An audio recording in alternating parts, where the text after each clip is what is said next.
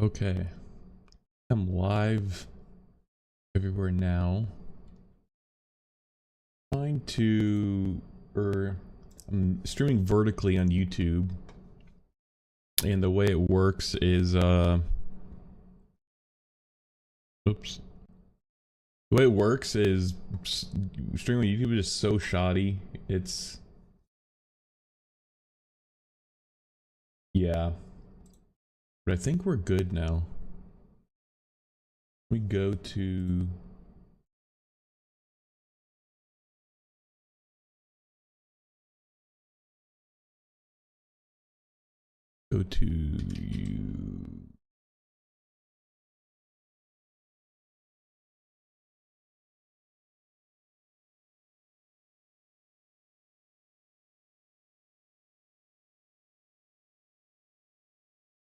Sorry, hang on.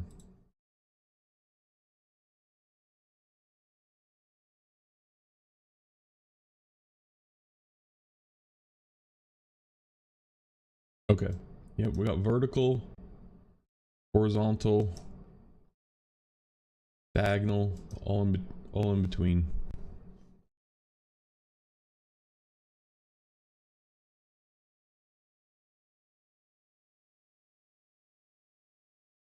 We just get this set up.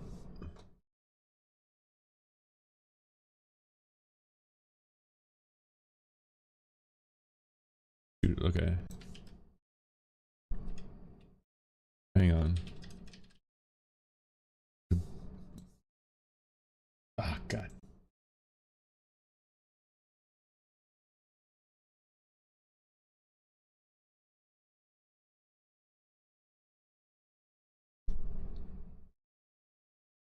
Go.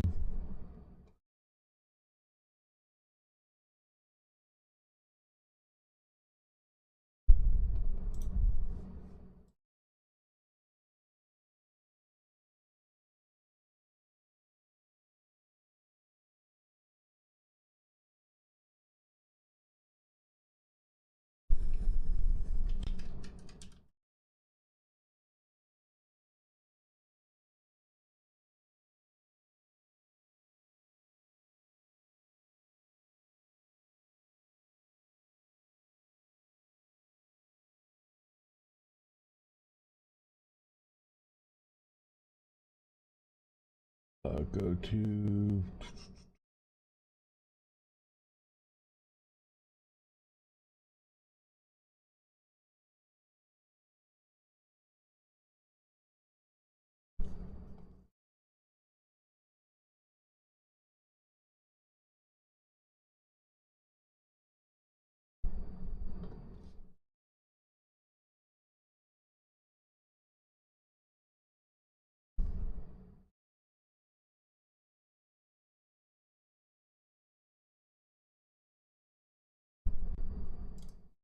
Okay, now let's go here.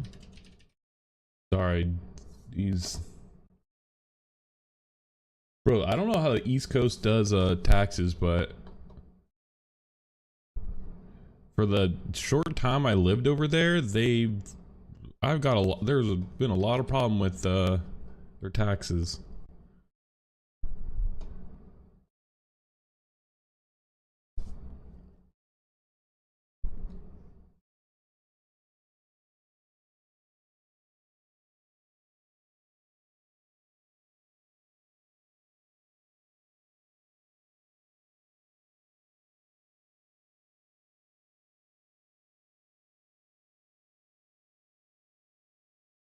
Okay.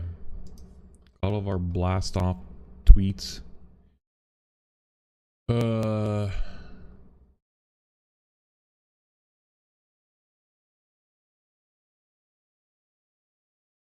Too many tabs.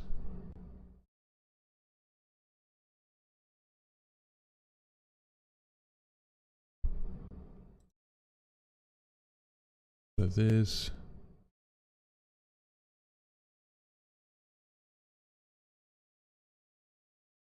Oh.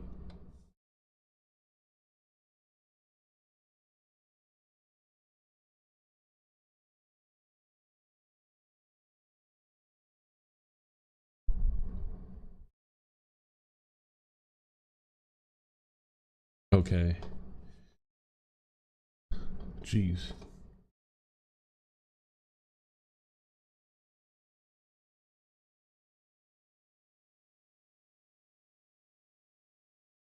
Now I wonder if when you're dual streaming with YouTube vertical and horizontal, if it's a combined, if it's a combined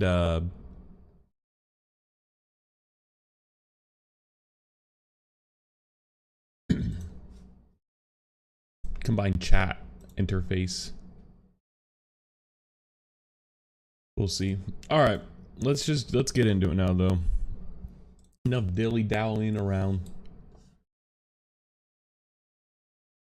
Close out of some of the stuff. This is interesting.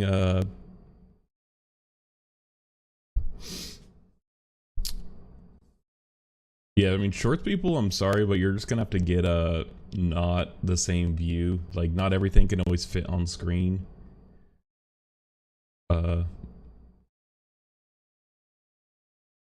Sorry, I'll do my best to adjust it as needed, but yeah. But this is interesting and kind of just shows, I guess, Twitch is still the king here for streaming platforms. At least you know, more Western. I don't know what the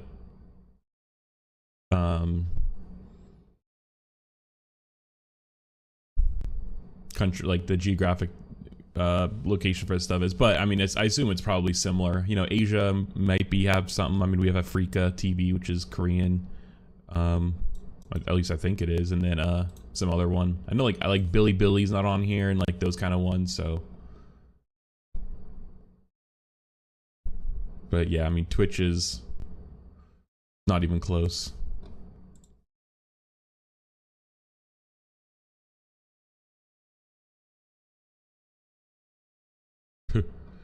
But I mean, like, not to diminish these guys, but I know a lot of, like, you could bot pretty easily here. But I mean, like, these guys, this is T1. So I assume that they're good. Giving a massage. But I wonder, like, if there's any market for, like, a white guy streaming on here, essentially. Non-Korean. It's called Scoop Live, though. I swear it's called Africa. Did they change the name?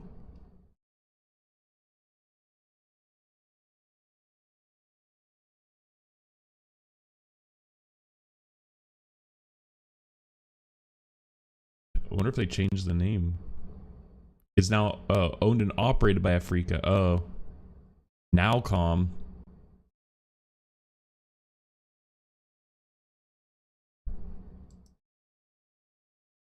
But it all goes to Scoop.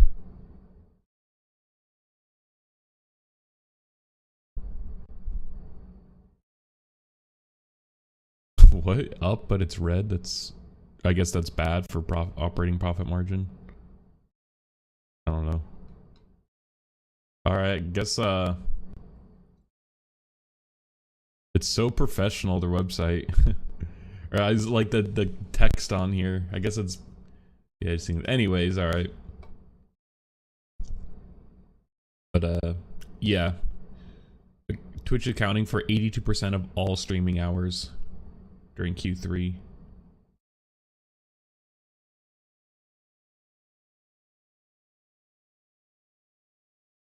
Yeah, and I mean, realistically, Kick's the only one that's like kind of growing. It's interesting Steam too, but this has to be specifically for games. Like Steam.tv. Move the position of my keyboard now, it's throwing me off. It just goes straight to CSGO. I thought this was a thing, maybe it's not.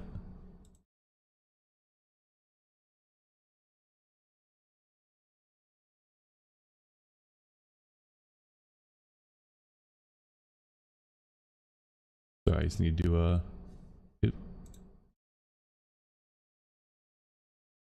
I have audio on? Oh, yeah, I have audio.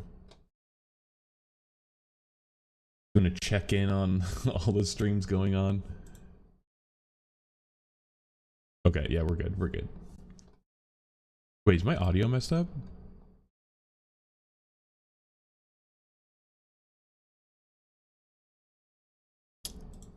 Testing, testing. Hello. Crackly before. All right, I think we're good now. I think we're good. It was a little crackly. I need to make sure to restart my the like voice meter. Okay.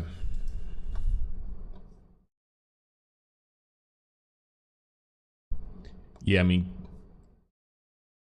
Kick's growth though. I mean, Kick's still growing, but you know, I think that there's a, I don't know the longevity of Kick, considering that their funding is essentially based off of like gambling, stake.com. I mean, I guess I don't necessarily see that going down anytime soon, but if it's a, you know, some sort of business driver for stake, I guess like that could be justified, but like the costs just have to be insane for the bandwidth. At least Twitch could, you know, use Amazon and they still have to, like AWS, but they still have to pay for it. But I assume they get some sort of discount.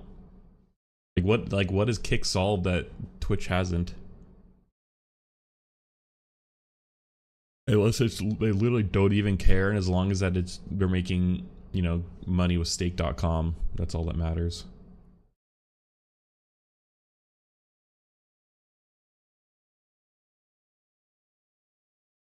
Yeah, I don't know. It's interesting.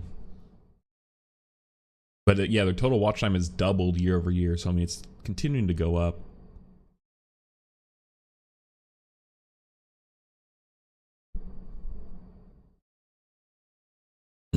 Yeah, I mean, Twitch is kind of the old reliable, and it's crazy because YouTube can overtake Twitch if they want. Like, is the weird part. It's just they just don't see it as a like a worthwhile venture, I feel like. And it's interesting because I think YouTube has a lot of people live streaming on it. It's just the discoverability is, you know, like there's not like the browsing kind of culture that Twitch has. We can kind of go to different categories and kind of look around, and like the interactivity, like YouTube's missing that. I guess it's the community, the culture. But you'd think though, I guess it seems like people who are established on YouTube with large channels like do also stream there, but like that's exactly kind of it. It's like they already have an established large channel. Now that you could dual stream to Twitch or simulcast, multi-stream, whatever. So yeah, it's interesting. Interesting. All right. Just do a few quickies here. OpenAI releases a teacher's guide to ChatGPT, but some educators are skeptical. Yeah, I mean, this is fair.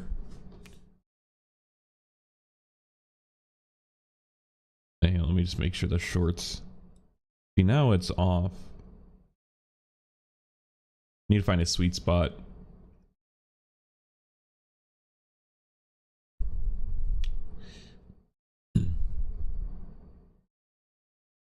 Yeah, I mean, I think, well, that was a long read.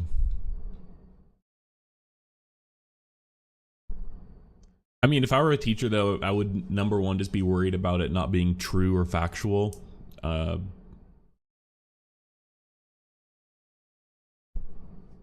I think it's inevitable that it's going to be a part of education.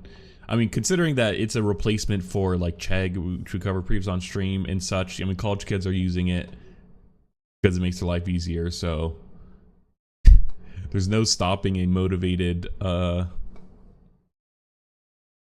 student. All right, let's read into this. OpenAI envisions teachers using its AI-powered tools to create lesson plans, and interactive tutorials for students. But some educators are wary of the technology and its potential to go awry. and its potential to go awry. Today, OpenAI released a free online course. What is this? Ah, shoot. Hang on.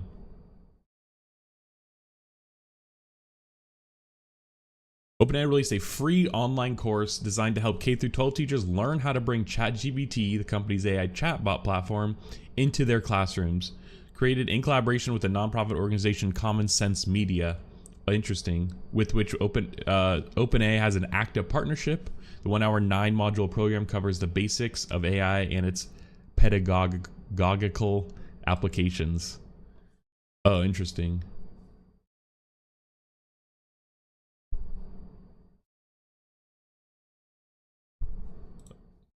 I have to. Oh, come on.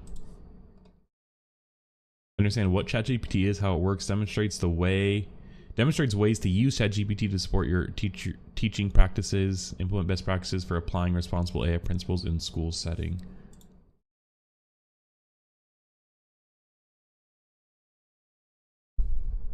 OpenAI says that it's already deployed the course in dozens of schools, including Agua Fria School District in Arizona, San Bernardino School District in California, and the charter school system, Challenger Schools. Per the company's internal research, 98% of participants said the program offered new ideas or strategies that they could apply to their work. I mean, obviously, it's not necessarily about like if they can be applied to their work. It's like whether it's like actually useful or like solves the problem well, saves them time, which I mean I assume it would, but schools across the country are grappling with new opportunities and challenges as AI reshapes education. Robbie Torney, Senior Director of AI Programs at Common Sense Media. Wow, what a AI programs. Sent a statement with this course, we are taking a proactive approach to support and educate teachers on the front lines and be prepared for this transformation. But some educators don't see the program as helpful and think it could, in fact, mislead. Oh, here they. Oh, this is just a screenshot.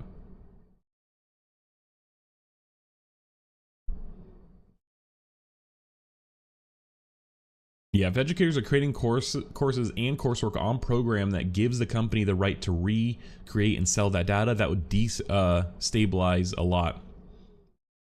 It's unclear to me how OpenAI will use a package and sell whatever it generated in their models. Yeah, this is someone at the University of Arizona said he found AI tools to be helpful in writing assignments, guides, and other supplementary course materials.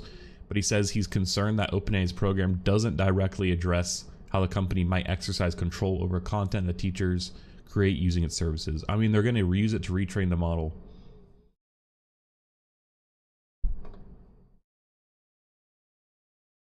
And it's actually an interesting dynamic because I wouldn't care any other way if they were actually a nonprofit, if, you know, they didn't have intent to, you know, potentially, you know, do something nefarious. But now that, like, with all the shenanigans, like, I just wouldn't really trust them with this information.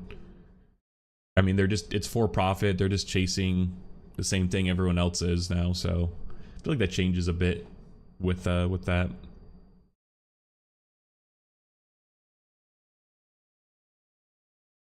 For me, AI is like crypto. Oh yeah, I mean, in its terms of service, OpenAI states that it doesn't sell user data, that users of its services, including ChatGPT, own the outputs they generate to the extent permitted by applicable law without additional insurances. However, Heights isn't convinced that OpenAI won't quietly change its policies in the future. Yeah, I mean, that too, but like they still use it to retrain it, which I mean is like, which they then sell as a product. I mean, it's stretching, but it's like not, I feel like this isn't the full picture. For me, AI is like crypto. It's new, so it offers a lot of possibility, but it's also so deregulated that I wonder how much I would trust any guarantee. But I mean, that makes sense for crypto, but this doesn't really make sense for AI. What regulation would like need to be passed to trust it? It'd actually be more like a data protection, like a GDPR or California's CC or California Consumer Privacy Act, CCPA. that would be something more so. Not, I don't really know what possibility, like, you know, what a regulation would help them gain that trust. I don't know about that one. United Nations Education, Scientific, and Cultural Organization push for governments to regulate the use of AI in education, including implementing age limits of users and guardrails on data protections and user privacy. Yeah, that's it. That's exactly it. But little progress has been made on those fronts since, and on AI policy in general. Governments regulate the use of AI in education, age limits for users, and I don't know about, I mean, age limits, this seems weird.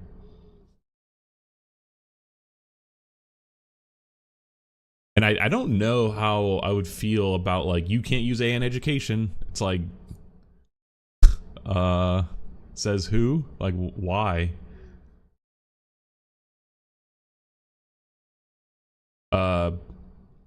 Tess also takes issue with the fact that OpenAI's program, which OpenAI markets as a guide to generative AI, and ChatGPT, doesn't mention any AI tools besides its own, besides OpenAI's own.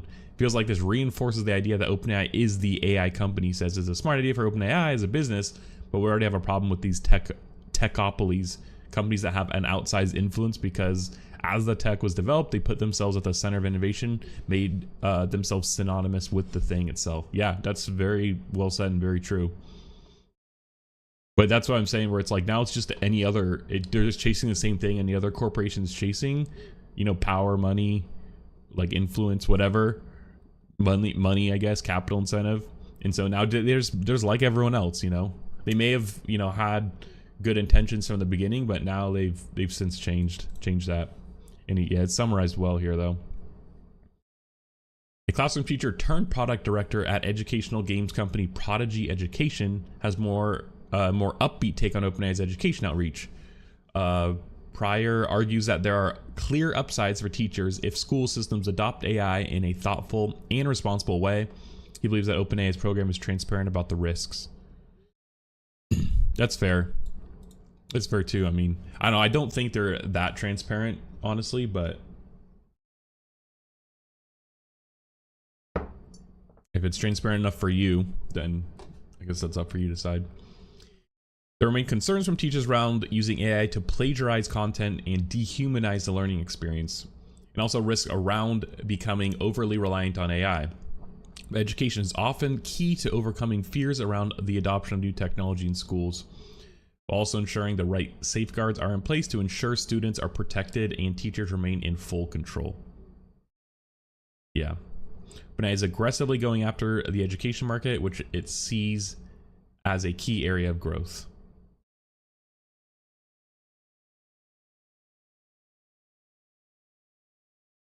Human in the loop framework. Yeah. I just, the human in the loop framework's like kind of just whatever. I mean, yeah, I actually think this is this kind of like, I'd want it fully automated. That's what I would be like. Or review it afterwards and refine like that. Oh yeah, in September, OpenAI hired former Coursera Chief Revenue Officer Leah Belsky as its first GM of education. Wow. And charge her with bringing OpenAI's products to more schools. Excuse me. And in the spring, the company launched ChatGPT EDU, a version of ChatGPT built for universities. What? I've never even heard of this.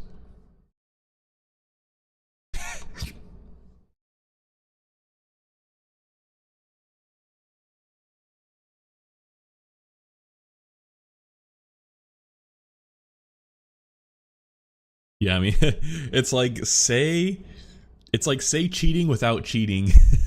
Say plagiarism without plagiarism.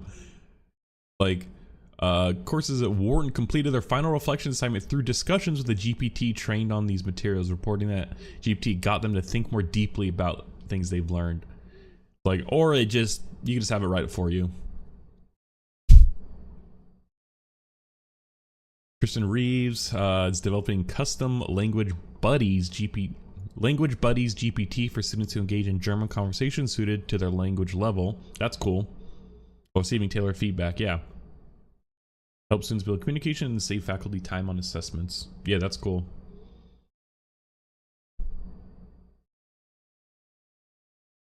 According to Allied Market Research, the AI and education market could be worth $88.2 billion within the next decade, but growth is off to a sluggish start, in large parts thanks to skeptical pedagogues. I don't know. Also, though, with Trump, what?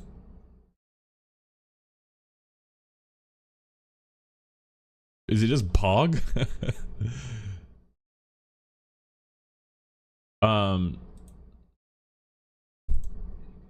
Pedagogue. Okay, I was right.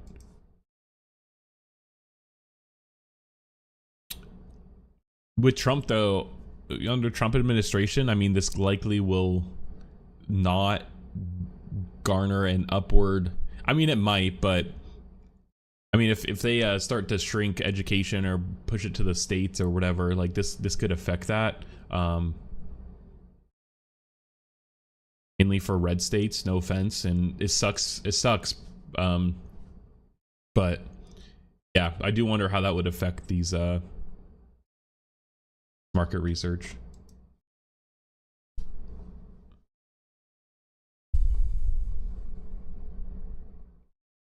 This is August last year. 2.5 billion in 2022.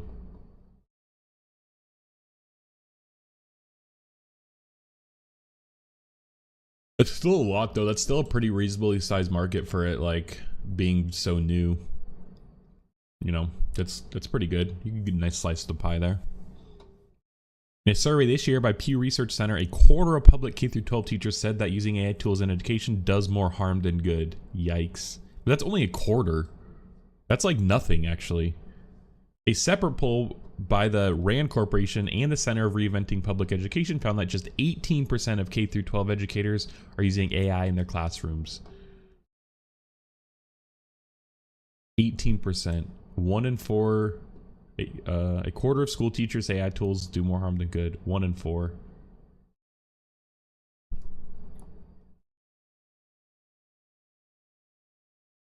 Wow. But 35% are not sure, and 30%, yeah, it's like equal benefit. That's interesting. This is interesting too. I wish it was upper education they included. More benefit than harm is about the same. Wow, this is mixed. Elementary school teachers are not sure. And it's interesting because I bet with middle and high school teachers, they're more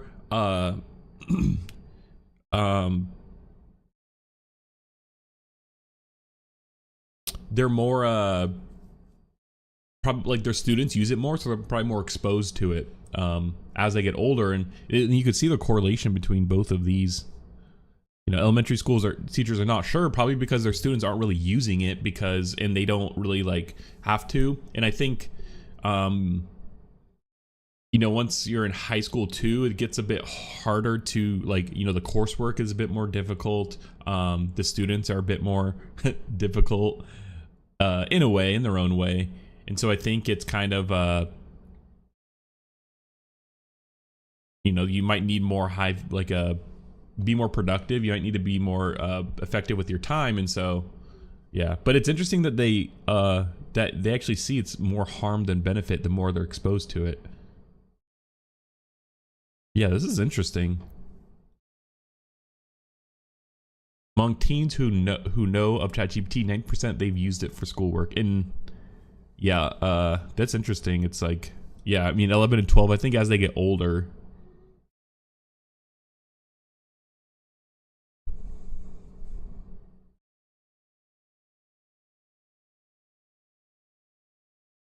Teens' view on whether using ChatGPT is acceptable depend on what it's being used for. Among teens who've heard of ChatGPT, 69 say it's acceptable to use it to research topics. 39% say it's acceptable to use to solve math problems. 20% say it's acceptable to write essays. I'm surprised this isn't higher, actually.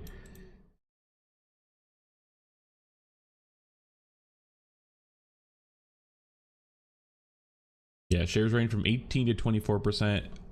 Aren't sure whether to use ChatGPT. Overall, 2/3 of US teens say they have heard of ChatGPT.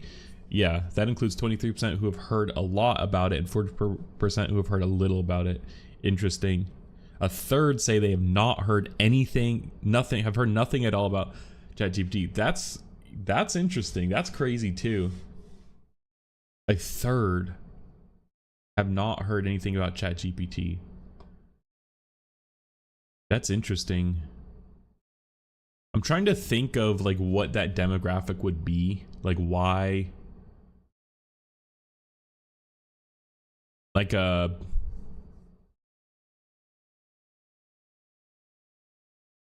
assume that it's like younger teens who are more likely. Yeah, ages 13 to 17. So I assume it's probably like 13, like grade 7 and 8.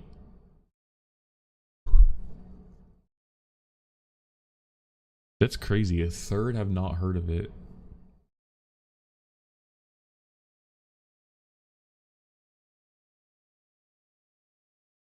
Because I'm trying to see like how they wouldn't be exposed, whether that's like social media, news, even ads.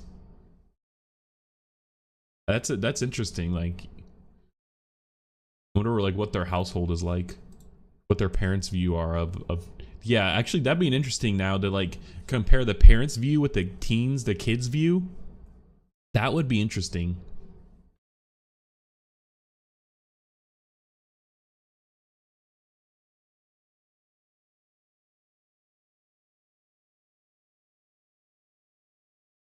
Yeah, that would be interesting. Okay.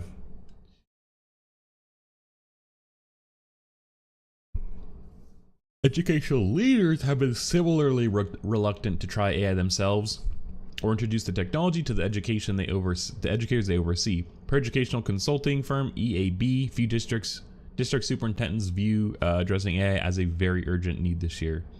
Yeah, particularly in light of pressing issues such as understaffing and chronic absenteeism. Yeah, I mean, like they're like, bro, we have bigger problems to solve, like most kids not showing up to work, or not work, school, and us not even having enough teachers. The share of students who are chronically absent has spiked since the pandemic. Bro, that's crazy. 26%? As missing 10% of the school year.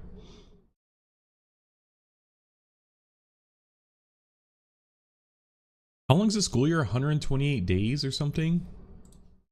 How long is the typical school year here in the United States?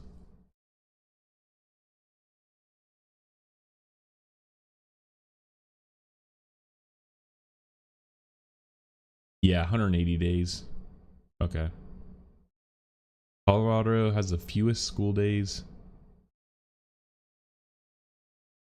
Oh, here we go. Pew Research again. California, 180. Yeah, 180 seems to actually be, yeah. Okay, let's just use 180. Because if 10% of 180, they're like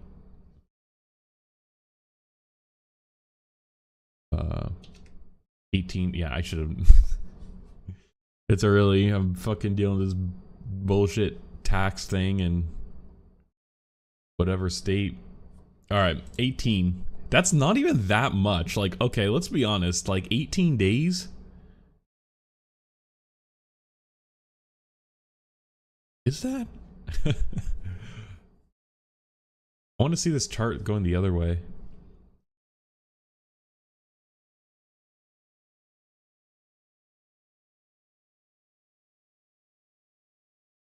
Yeah. Oh yeah, this is what I'm talking about. Increase in common absenteeism. So all students. Yeah, so it was 15, now it's 26%. What year is that? Oh, 2019. By local. Okay, this is exactly what I was. I'd love to see. We actually have it broken down. Just so I wish Pew kind of did this more. Richest districts, 19. The poorest is 32%. Ah, interesting. Sucks. Sucks. 15%. The average, though. By length of school closures. Most remote. Most in person. Yeah, I mean, it makes sense that the most remote. By school district size. Interesting.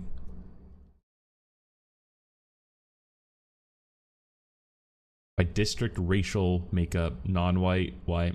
Dang, yeah. Absentee notes. Bro, they just blasted this email to the world, bro. They're probably getting all kinds of shit in that email now.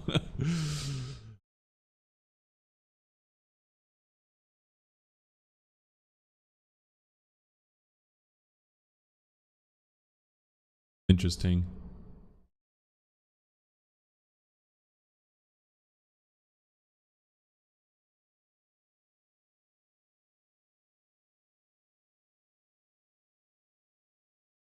I'm gonna read this later.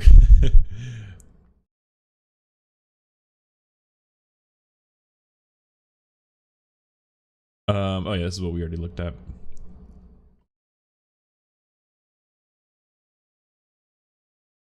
I wonder if Pio has any new things. Actually, they released something with Microsoft, which I was gonna look at the other day, but it's a very long read. This was interesting too because I mean, this is kind of the category I'm kind of in a bit for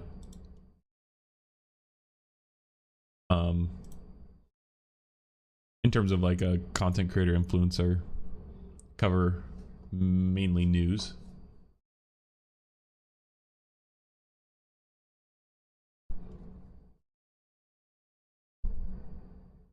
Except I'm a little too small there. Not even close. Yeah, this is interesting because yeah, I mean, if you get your news from an influencer, I mean, you're just gonna be influenced, I guess. But I think you risk it not being factual or right, and you can't just say whatever. Yeah, an X. That's interesting. And it's Instagram's really high too.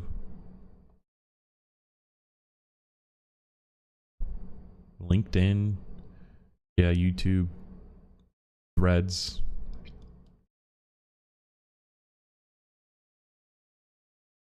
I wonder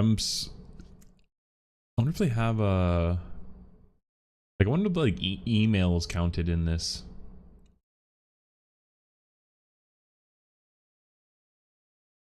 And interesting that a lot have no clear orientation. I think that's probably good.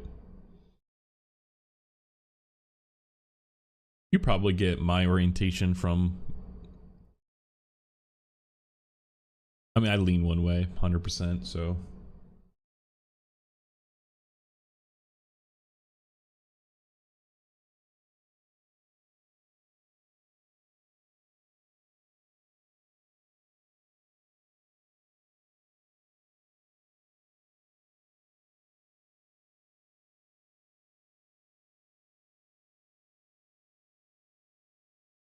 Minimum gender gap among news influencers. Majority men. Of course. Interesting TikTok. Yeah, it's TikTok definitely I could see it being more more even. Or at least leaning more towards women. Same with Instagram. But X, yeah, no. YouTube is even less, which is very surprising. That's interesting. I wonder why though. I wonder why that's the case. Why would that be the case? TikTok has the smallest gender gap. 50% of news influencers on TikTok are men, while 45% are women. On all other sites, men outnumber women roughly 2-to-1 margin. TikTok also stands out as the only site of the 5 where influencers who explicitly identify as right-leaning, 25% of TikTok news influencers, do not outnumber those who publicly express left-leaning political ideology. Wow, so it's the only one that has more left-leaning political ideology than right. That's Interesting. And I wonder if it's because in this may be proven otherwise now in this most recent election, but the younger you are, the more left leaning you are. And so I wonder if TikTok has a lot younger younger crowd, younger user base and audience, if that contributes to it. News influencers on TikTok are more likely than those on other sites that show support for LGBTQ plus rights or identifies LGBTQ plus in their account profile. Interesting. That kind of falls along the political orientation demographic. And it's so crazy considering that TikTok is, like ran by a Chinese company, but it's like, it's weird if, and I would say that there's an argument to be made that those people feel comfortable being,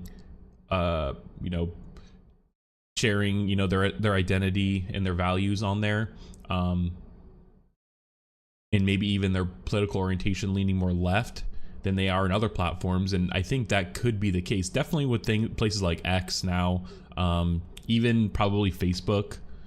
I mean, definitely not Rumble, definitely not all these like these like clearly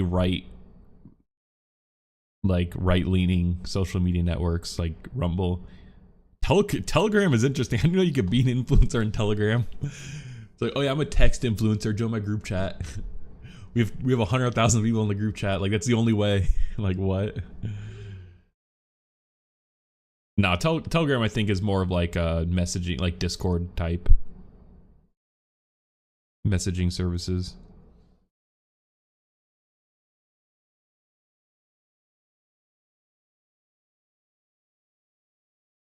One in 5 influencers share part of their identity or beliefs beyond their political orientation. What does that mean? Such as expressing support for a specific political cause or values through words, images, or emojis on their account. Only 1 in 5 share part of their identity or beliefs beyond their political orientation.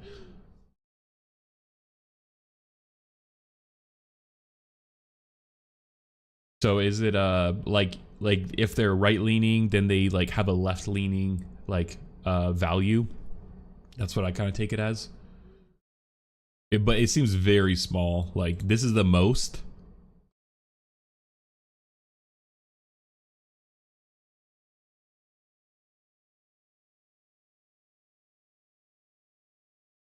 Wow, this report is huge. This is why I love Pew Research. It's like actual, like they actually give you the data.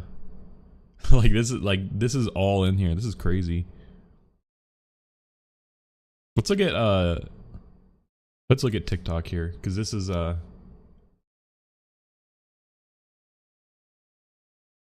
more TikTok views express support for Palestinians than Israelis. Interesting.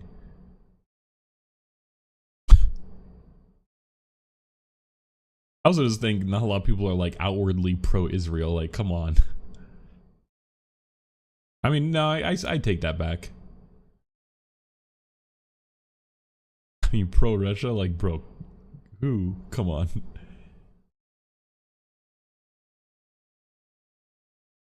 8 in 10 TikTok influencers have not worked in the news industry. I mean, yeah, like, what? I don't know about this. I mean, like, yeah. I guess it's just showing that, like, you're getting the news from someone who doesn't work in the industry. But that I don't think that matters at all. That's kind of a dumb... Yeah, that doesn't matter. TikTok news influencers covered a range of topics in summer 2024, but politics rose above the rest. U.S. government, politics, and the elections. Yeah, social issues, international issues. Hey, this is me. Dang, technology's tiny, and it sucks because I was just talking to a girlfriend the other day about, like, if you were to just only do political content, I feel like it'd be much easier to like gain a following, because it's just very sensationalized. It's like the shit right now. Like, I don't know, everyone's talking about it, but you're just kind of contributing like a bit of I just feel like the contributions are just not as impactful, because it's a bit of slop, you know. I think if you're trying to educate, de-radicalize, that kind of stuff, then that's cool. explaining. But if you're just going on here, just like sling ad hominems at, you know, the other side, and just like not really like contribute in a meaningful way, then like, yeah, it's like, why? I wonder what international issues is considered. So at least trying, when I cover politics, at least try and cover it in the context that we're talking, or at least explain things or provide some value to not just you shit. But I'm sure I contribute to the slop. Most news influencers are on TikTok, are also on several other sites. Yeah, that makes sense. 4 or more. 4 or more, that's a lot. Yeah, Instagram, YouTube. Yeah, these make sense because you can just cross-post TikToks. You know, they're the other platforms with shorts. X, yeah, that's interesting though. That I thought it would be. Yeah, I'm not sure. I guess this. Yeah, interesting. Instagram makes sense, but in YouTube. But I guess after that, I wouldn't really know.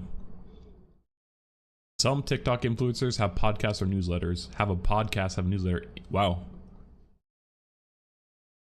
3/4 of news influencers on TikTok try to monetize their presence. Yeah, I mean, why wouldn't you? Subscriptions, donations, merchandise. I wonder what subscriptions mean.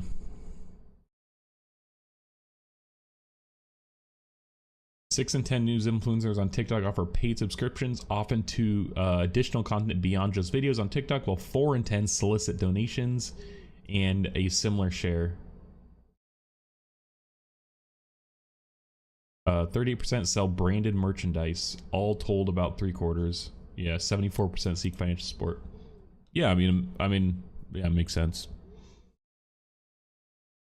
Let's just look at X and YouTube. When was this done? Early 2024. I wonder if this has shifted at all. But it's still interesting to note that 48% still like have no clear orientation, which is the majority, which is good, I guess, like to have a more central opinion. You know, I guess like more, I assume this to be more factual based reporting, less opinion, which is good. I think the majority should be like this, and then we could have our, you know, left and right leaning outlets. That's fine. Small shares of news influencers on X identify with values and identities. I would actually think it would be the opposite, because I feel like it's kind of a meme to have a bunch of stuff in your bio on X. News influencers on X are mostly men. Yeah, makes sense. Among news influencers on X, about 1/4 have links to a news organization. That's interesting. That's a lot more than TikTok. Yeah, this seems about the same. Wow, even less on technology, but it's booted up. Yeah, there are many major events related to election in or around these weeks, including the first assassination attempt of Donald Trump on July 13th, the Republican National Convention July 15th or 18th, President Joe Biden's withdrawal from the race July 21st, and the DNC, the Democratic National Convention, August 19th, 20th.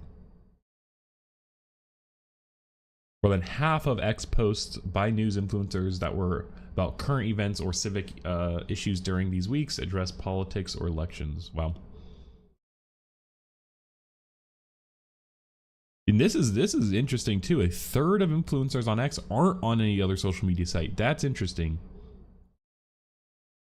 But so Instagram, YouTube are top.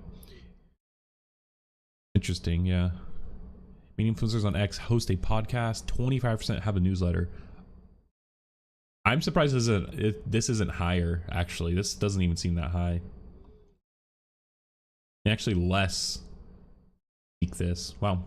All right, we got so off topic, but this is interesting.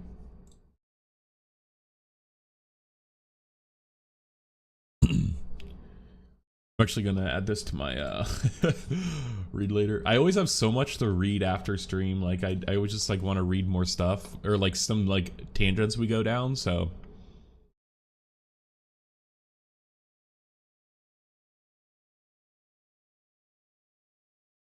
I didn't even look at the shorts.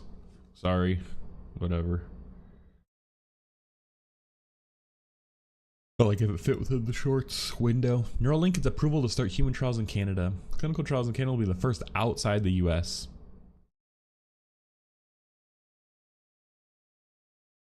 Neuralink has secured Health Canada's approval to launch human trials in the country, with Toronto Western Hospital being the first and exclusive surgical site for the procedure. First opened Canadian patient registry in March this year, but now it's actively looking for potential participants. Interesting. Of course, they announced it on X.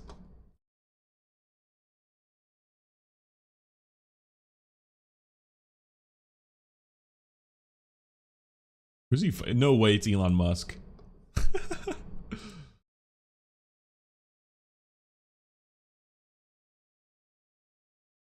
don't post often.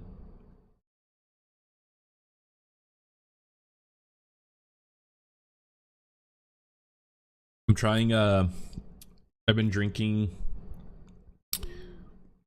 I got mushroom coffee. I've been trying. And it's pretty good. Wow, right as I say that, they emailed me. Everyday dose. I'm trying. It's pretty good. I tried the Rise one. Rise mushroom coffee. And it was, yeah, this one is not good. It doesn't taste like coffee is the thing. Like it just tastes bad. Like that's kind of the like it just tastes bad. And this one, the everyday dose one, actually has coffee and caffeine in it. I don't think this necessarily has caffeine in it. But I like that it has this. The everyday dose one has coffee in it, and so it just tastes good. It tastes like coffee if you like coffee. But this one was not. It just didn't taste good.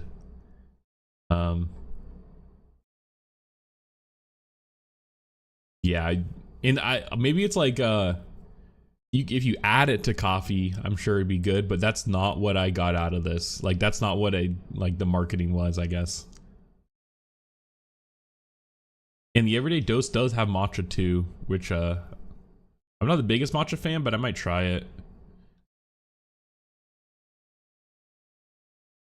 Superfood creamer, that's interesting. But yeah, this one is not good. What was the name of this one? Everyday dose. Yeah, I don't want my address to leak or something on here if I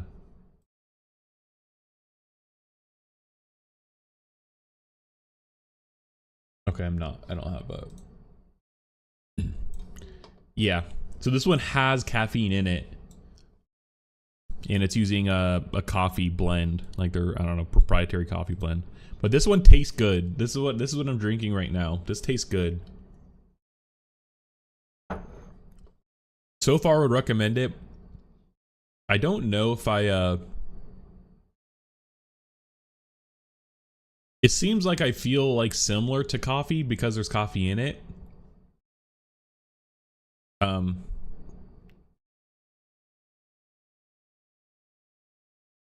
Yeah, this stuff. Yeah, this coffee extract. This is, I feel like, what makes it better. I think the other one, this is 30 calories a serving. The other one's 15.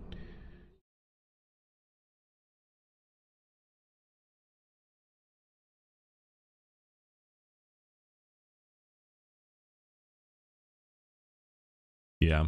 This has protein in it. Wait, what's the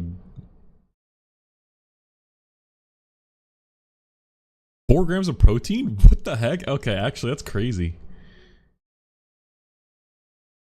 Oh, 25 calories.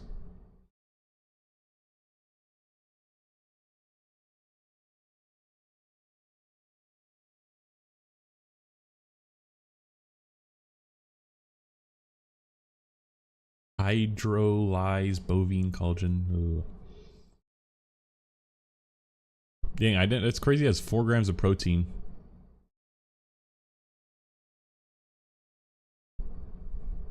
But yeah, it's pretty good. I would recommend it so far. I don't know about the effects. That's the only like thing. I just like it. Just seems like I just don't know how much I trust like all their like lab tested and like this like I just don't know how much. I'm a little skeptical on that stuff. But as just a coffee replacement, so far it's good. Like trip balls, like bro, you're taking lion's mane. Relax.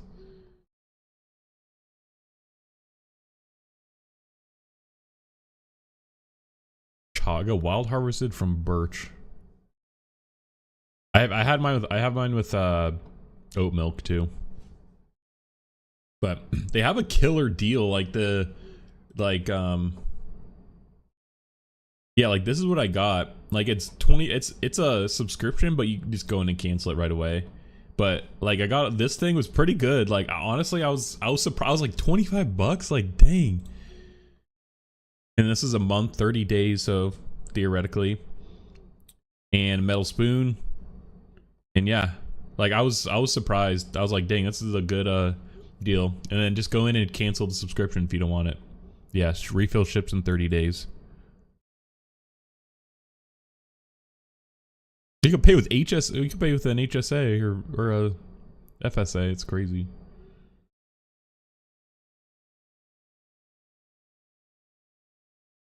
And then I wonder if they have the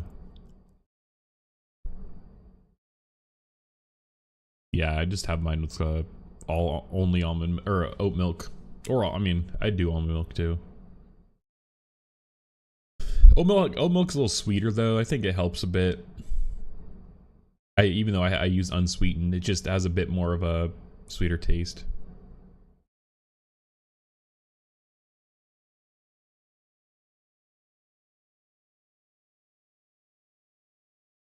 I want to see their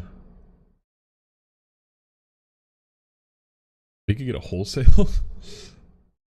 Yeah, I want to see if they, like I want to see these studies that they talk about. Hey, this is so off topic. I just want to buy it wholesale as a normal customer. Or they use fair. I've heard of this.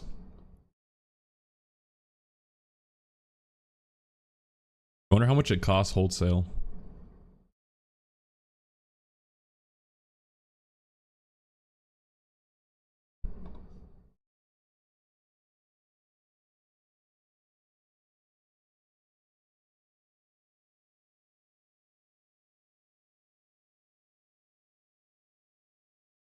MSRP $110? That's not right.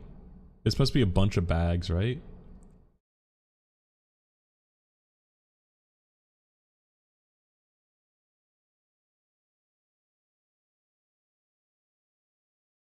Anyways. Yeah, would recommend if you want a coffee alternative. Alright, yeah, Neuralink, they're getting clinical trials. There's not much, I just kind of want to highlight this. I just found it this morning. Yeah, we got this. I mean, this is big news. Also, is there supposed to be a launch today? I swear I'm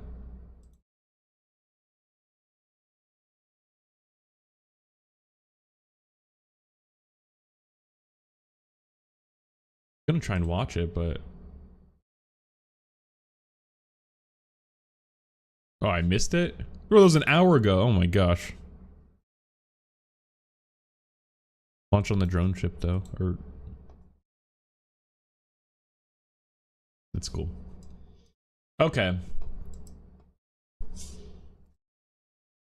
Let's get to the topics I have first, and then we'll get to the Chrome one. We might not, but I'm no clickbaiter, so I gotta look at, I have to cover the stories that I talked about. So let's just start with Nvidia earnings. It's the most hot topic right now.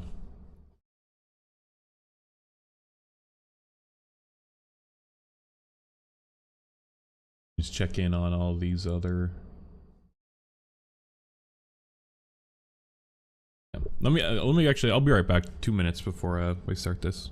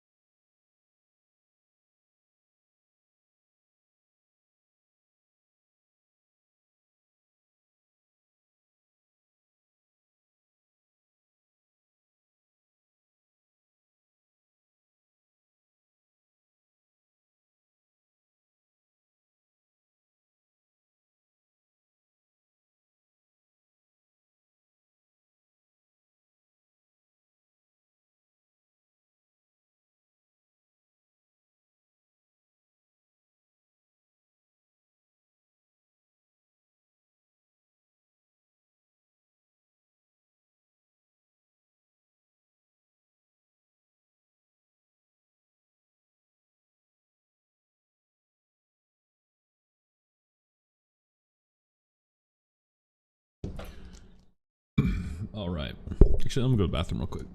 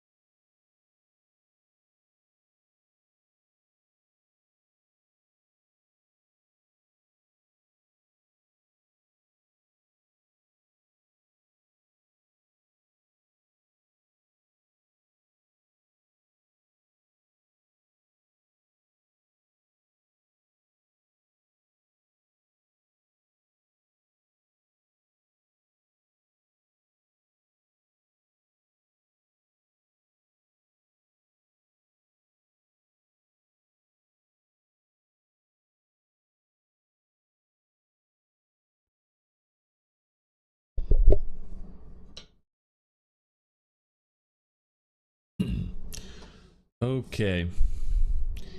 Nvidia earnings. Let's just look at Nvidia stock price. It didn't actually it's actually down. Like it didn't do too good.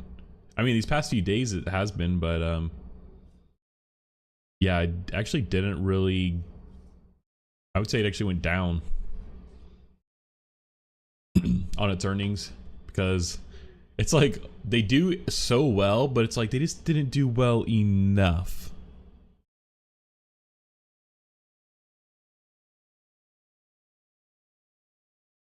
Nvidia's sales surged in its last quarter and profits doubled, a sign of strength in the artificial intelligence boom that has made the company the world's most valuable. Nvidia on Wednesday also projected around $37.5 billion in revenue for its current quarter, topping forecasts and suggesting its next generation AI chips known as Blackwell are in high demand from customers like Microsoft, Google, Meta, Elon Musk, and Elon Musk xAI. The company, whose chips have powered the rise of AI technology, said it expects the Blackwell chips to ship in the current quarter and be in short supply for the next fiscal year. Yeah, it's like, yeah. And this is likely, we covered this in a previous stream, but Goldman Sachs did a analysis of this, and there's kind of some really, it seems like there's just some random parts, and like part of the process of making them, there's shortages on certain things in the process, and not necessarily like everything. And they predict the next like few years there'll be a shortage for these, and we'll kind of eventually catch up. But obviously, this is going to continue to grow, and arguably even more so as in the coming years. So yeah, this is interesting time for I'm interested to see how their production is able to ramp up, and if they are even able to. Sales were $35.1 billion in the third fiscal quarter, the company said, up 94% from the year prior, and ahead of forecasts and FactSet surveys of analysts. Profit reached $19.3 billion, also ahead of Wall Street forecasts. So it's like, it's always interesting that they're so ahead of forecast, but I feel like this is already baked in. The price of them continuing to go up is a bit baked in and arguably inflated. And so I think this is what was expected. Like, they expected to have crazy results, so that's kind of why it just stayed a bit of the same.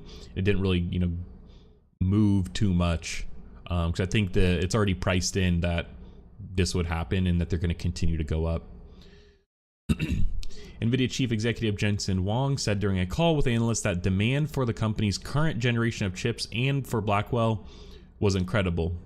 As leading AI developers scale up their computing infrastructure, Nvidia's shares fell about 2.5% in after-hours trading, however, with the results falling short of some investors' expectations following several quarters of sky-high revenue and profits. It ended up balancing out a bit. I think it was less than 2%, but it may have been close to that. When I checked, it was like less than 1%. Nvidia's market capitalization have increased to $2.36 trillion in 2024 through Wednesday's close, greater than the entire current value of Google's parent Alphabet. Yeah. Led by Huang since its founding in 1993, Nvidia has engineered a stunning rise to the top of semiconductor world over the past 2 years. Nvidia's chips, initially developed to improve computing graphics, were well suited to AI tasks, and big tech companies began investing tens of billions of dollars to build advanced AI tools. So hot was the demand that Nvidia couldn't keep up with it. And its chips became the most coveted products in the tech industry. Also wonder, it seems like gaming GPUs are just like, no one cares anymore. Like, the market is just so much smaller compared to the AI that, like, we're just an afterthought. Why would they want to give up, why would they want to use that time to develop a gaming chip when they could use it to develop an AI chip that would make so much more money? That's kind of the reality. And considering the shortages on like in the supply chain for making semiconductor related things, like, what? Yeah, again, why would they want to use that for a lesser a product that will make less money? Like, yeah, it kind of sucks, but it's just the reality. Wong's tech celebrity rose into a stratosphere occupied by visionaries like the late Apple co-founder Steve Jobs. Revenue and profits rose to unprecedented levels, and the stock surged, roughly tripling this year. This year alone, it hit a $2 trillion valuation in February, crossed the $3 trillion mark in June, and reclaimed the title of the world's most valuable company earlier this month. What's their 2.36 trillion? That's crazy. $1 trillion. Like, analysts had been expecting a strong quarter for Nvidia following earnings report from big tech companies that outlined rising capital spending. With AI boom, much of the tech giant spending goes towards Nvidia's chips. Yeah, there's really no one else out there right now that has as good at chips, realistically.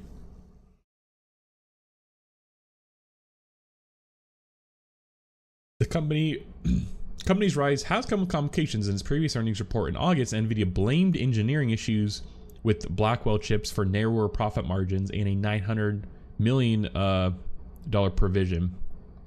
Despite the hiccup, the company was on track to exceed previous forecasts of several $billion of revenue in the current quarter, Chief CFO Colette Kress said during Wednesday's call. Kress also said in prepared remarks that the company had completed tweaks in Blackwell's design that improved its manufacturing yields. He said production shipments were anticipated in the current quarter and that demand was expected to exceed supply for several quarters in its next fiscal year.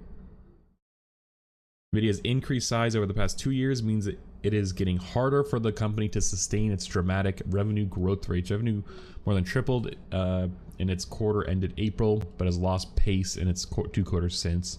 Yeah, and I think part of this, though, I mean, their revenue just seems very dependent on how many chips they could build, they could get out, and if they can only make a limited amount, it's going to be limited. But also, I think these past few quarters they've been kind of nearing the end of the H100 chips, and I don't know if they're still making them, but I imagine that they kind of tapered them off in preparation for the Blackwell chips. So yeah, I don't know. I guess that makes sense. And I do think that these next few years they're gonna be playing catch up a bit, and it's interesting because this is kind of when I do think we're plateauing a bit, but I think next year is going to be a bit slower in terms of the large language models. I think more specialized, smaller ones will kind of be in focus, agents, things like that. But I don't know about large ones. But I think next year, though, part of that is just because the compute is a really large bottleneck, and as Nvidia catches up to demand, then I think we'll start to see kind of Nvidia's revenue slow down a bit more, unless they kind of have a new offering or there's some sort of they get more technological breakthrough, more customers, etc. But yeah, and this is probably 3-year timeline at least before we could kind of catch up to demand, maybe, just based off of that Goldman Sachs report. Some of its biggest customers, Nvidia is also being challenged by rivals, including Advanced Micro Devices, AMD, which expect to sell 5 billion of AI chips this year, and by a crop of AI chip startups offering newfangled approaches to the computations that underlie most advanced AI models. Some of its customers include Amazon and Google, and also have been working to develop their own AI chips and reduce dependence on Nvidia.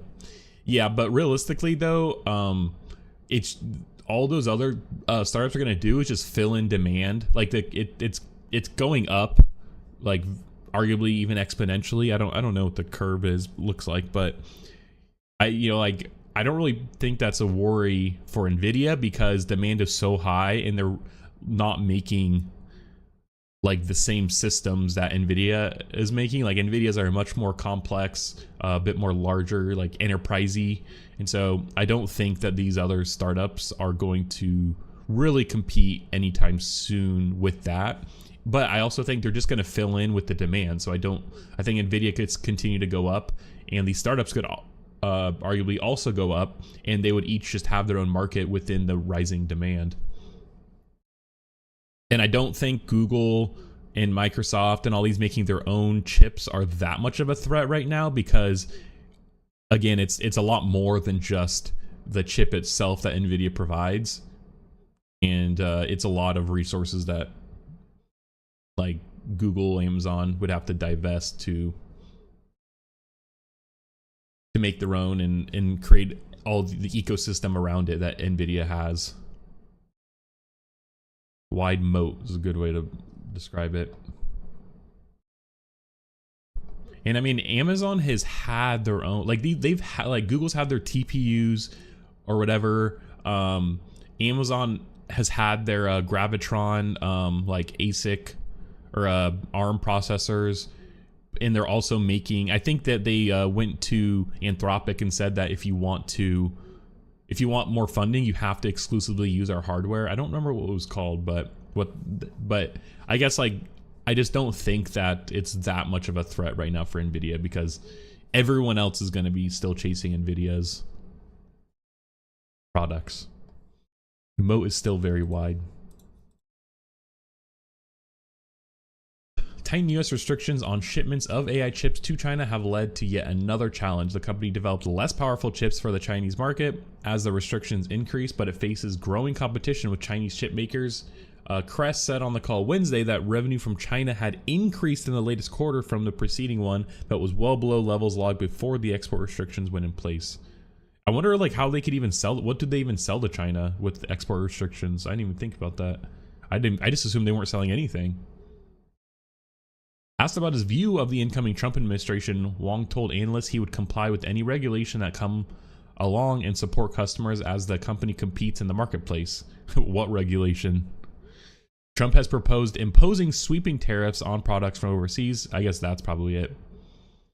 Which could affect Nvidia's shipments to the U.S. from foreign manufacturing facilities. The president-elect also taken an antagonistic stance towards China. I was like, no way, agnostic. I read that wrong. Yeah. Okay, let's look at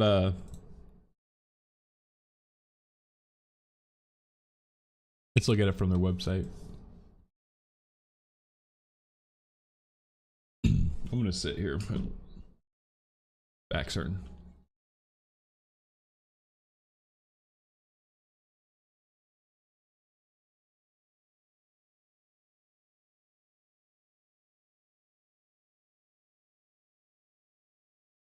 All right.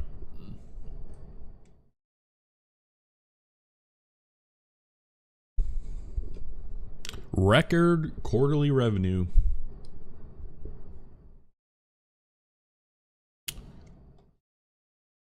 Just make sure my mic's good. So they're still up 17% from Q2.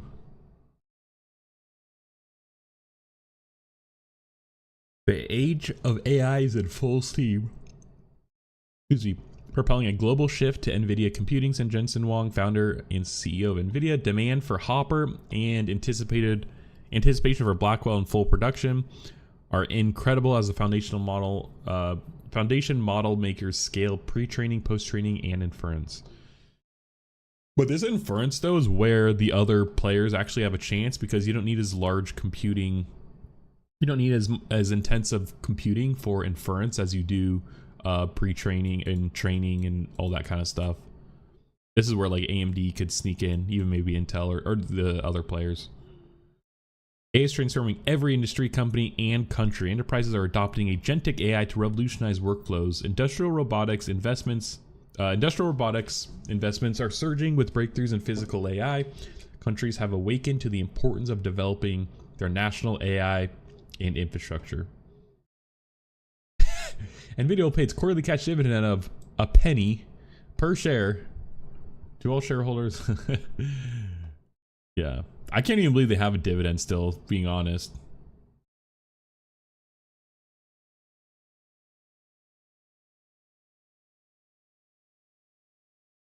Wow, comparing to last year, it's crazy.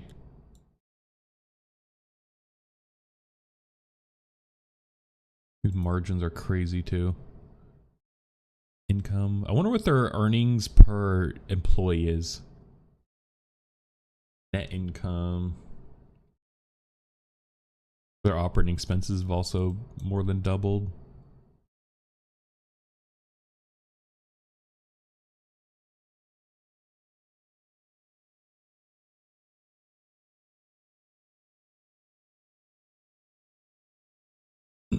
Revenue is expected to be 37.5 billion plus or minus 2% for the next quarter. That is up. That's up.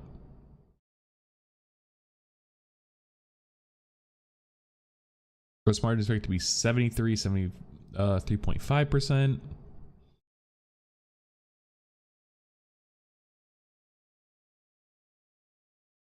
All right, yeah, because they break it out. It's like data center, gaming. Okay, yeah, let's look at this then. Actually, I want to try Perplexity AI has like a pretty cool breakdown thing. Just key insights. This is cool.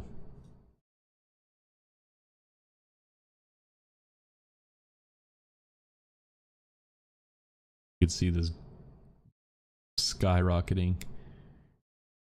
Wow, it's interesting that they really plateaued here.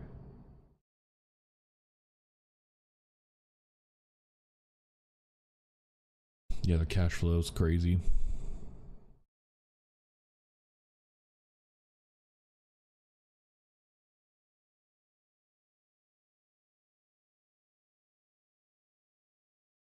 Wow, they break down everything.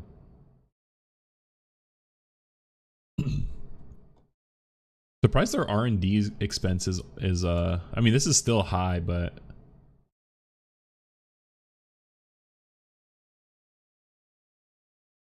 it's really just been consistently going up. I thought it would be bigger jumps. Their inventory though, they have a lot.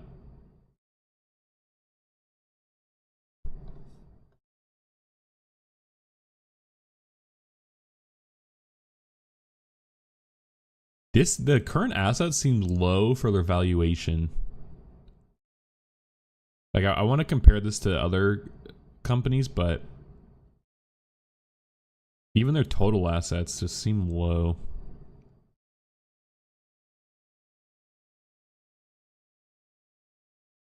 And they have a lot of debt.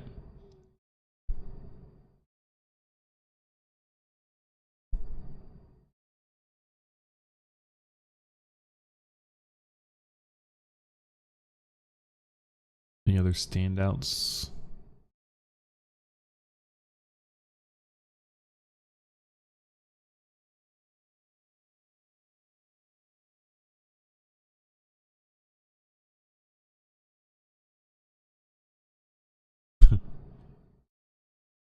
Really the earnings call would be the only one.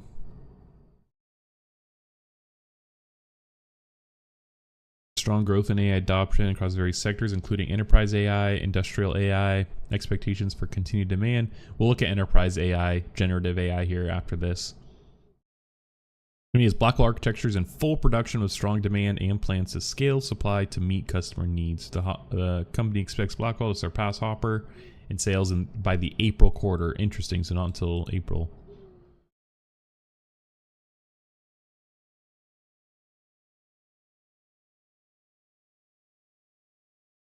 So they are still making the H200. Sorry, I was saying H100. Nvidia reported earnings. Yeah.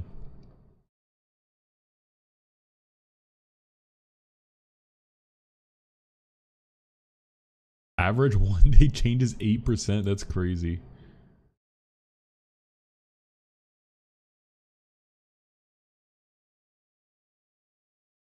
Yeah, this was yesterday morning. And then we just tanked so hard by an hour later, literally.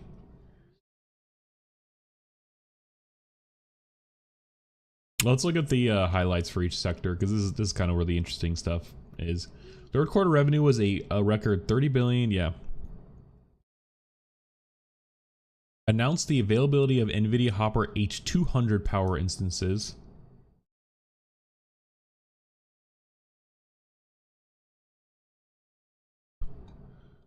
Got a notification. Matt Gaetz withdrawing from Attorney General. What drama around that? The H200. Ah, bro, the naming is just so bad. It's hard to like. So the HGX. So this GX means that it's connecting a bunch of them. Same with the DGX, which is the Blackwell.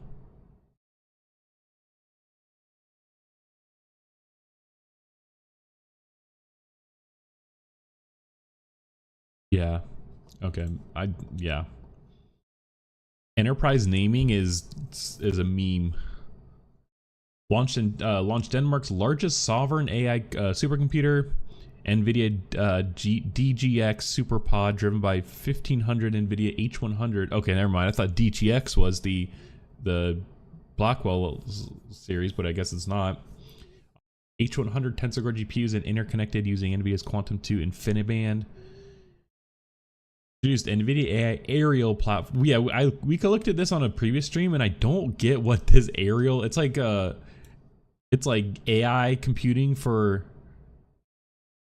telecommunication towers. Yeah, platform of telecommunication providers to begin working with T-Mobile, Ericsson, and Nokia to accelerate the commercialization of AI RAN, which is AI.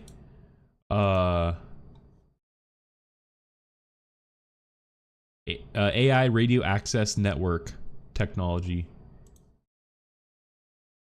Announced that SoftBank, we also covered this on stream.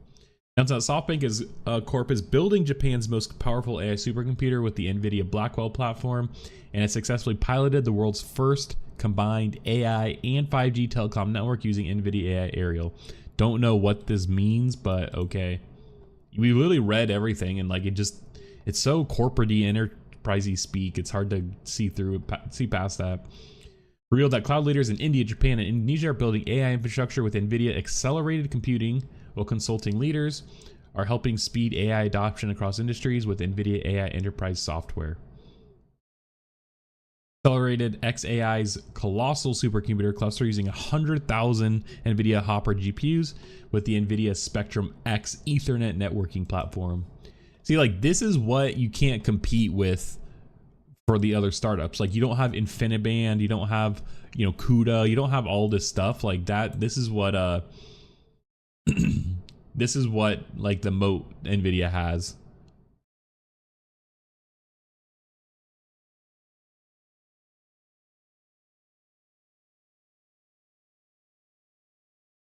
I want to see the oh, here we go. At the heart of the Spectrum X platform, the Spectrum switch. See, like, bro, they have so much shit, bro. They have Ethernet, they have switching. I didn't even know this existed.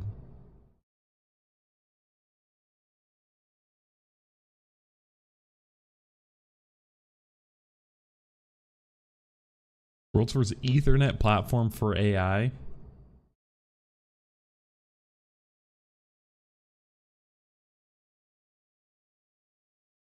I just don't like what is different.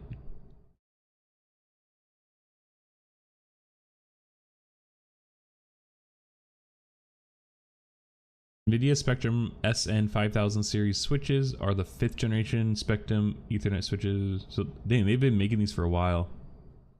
I feel like though this is like for like InfiniBand stuff.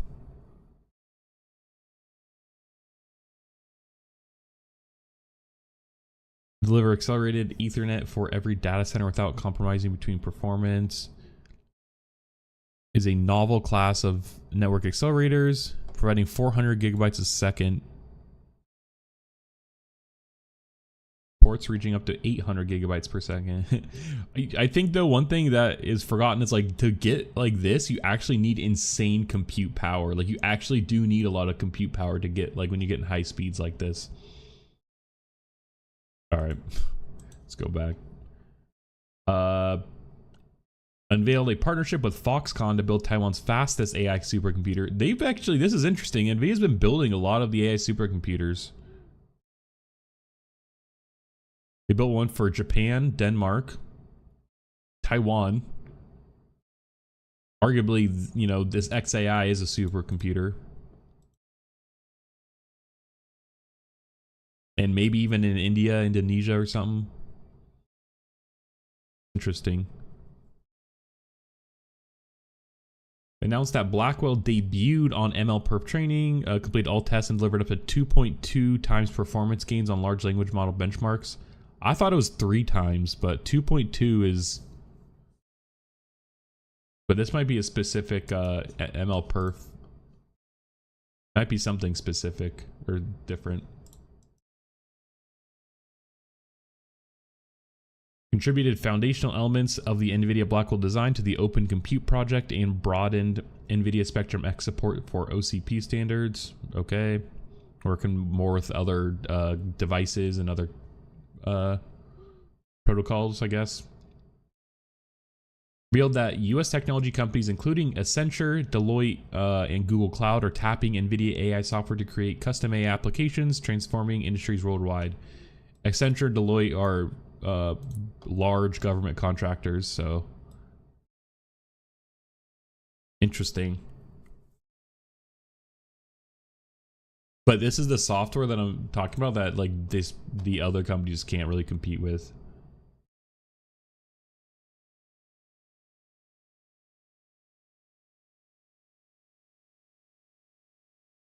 Interesting. Build custom AI agents.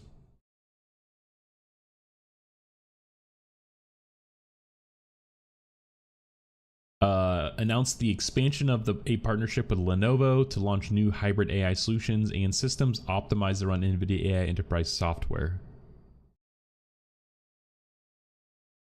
Interesting. All right, gaming and PC. AI and AI PC. Yeah, personal computing. Third quarter gaming revenue was $3.3 billion, up 14% from previous quarter and up 15% from a year ago. What are people buying? Is it still the 4000 series? Celebrate 25th anniversary of GeForce 256, the world's first GPU, which marked a breakthrough for gaming, laid the foundation for an AI-driven future. Okay. Demonstrated NVIDIA ACE and digital human technologies in Mecha Break, featuring Minitron 4B model for better in-game character responses at Gamescom.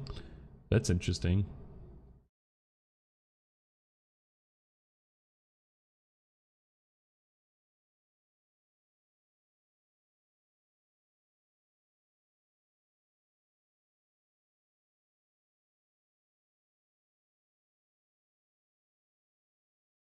Bro, this shorts, the positioning of the shorts stuff is like, it's just gonna be bad. I'm sorry.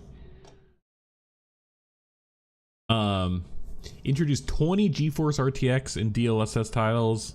Okay, that's, yeah, but like, come on, that's nothing. Began shipping new RTX AI PCs with, wait, what?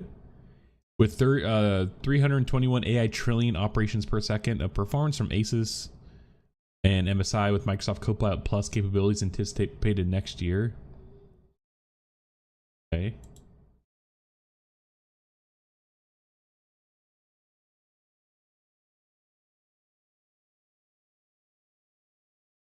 Add to 200 plus RTX AI laptops.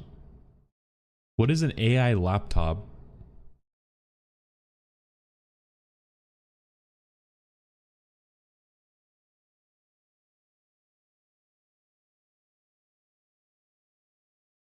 Oh, this I actually watched a review of this laptop recently. It does look really clean, but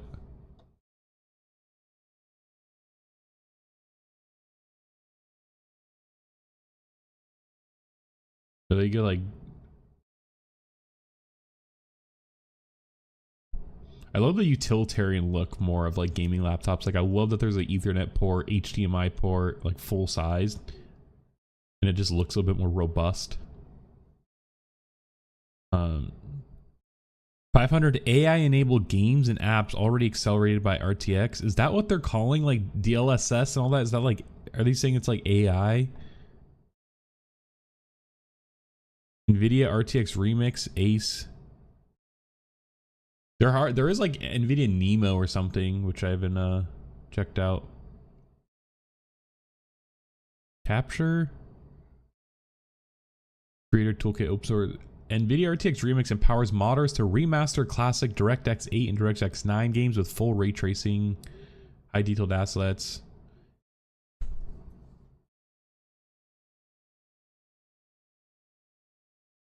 I don't really...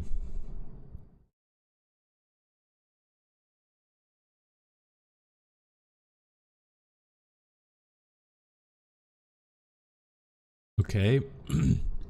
Nvidia Ace is a suite of technology to bring digital humans to life with generative AI.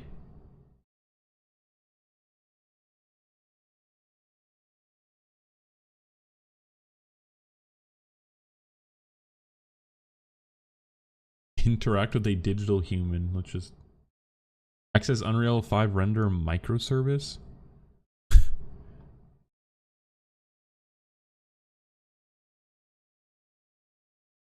Virtual factories.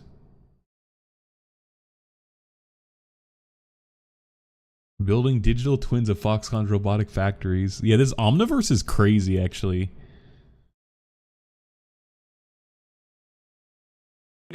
Is skyrocketing as Thanks, the world Jensen. modernizes traditional data centers Is that into even generative him? AI factories. Foxconn, the world's largest electronics manufacturer, is gearing up to meet this demand by building robotic factories with Nvidia Omniverse and AI.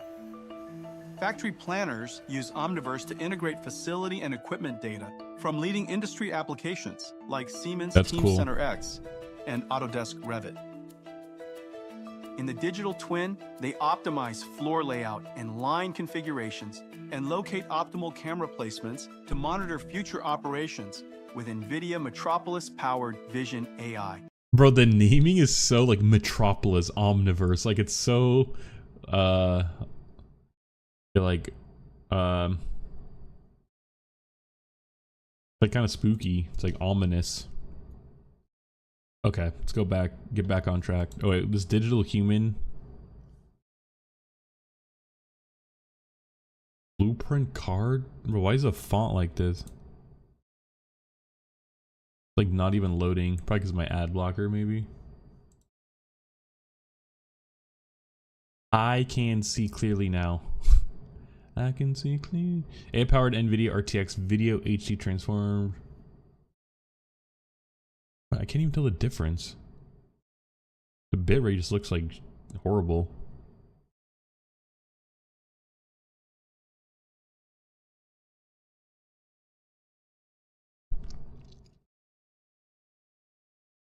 AI upscale video. Interesting. Oh, it's loaded. Oh shit.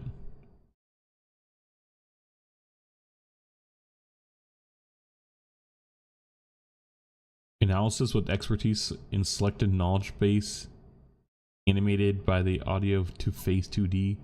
Digital human, a communication expert powered by the selected knowledge base. Let's go to the analyst because that's kind of what we're here.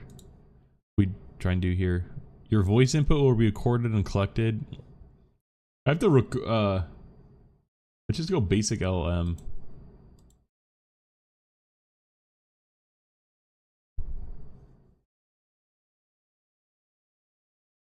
Right.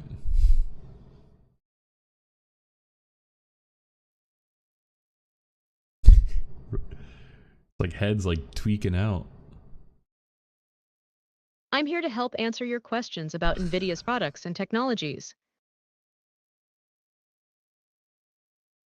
What can you come up with a different naming architecture for your components? They're kind of confusing based off of the name.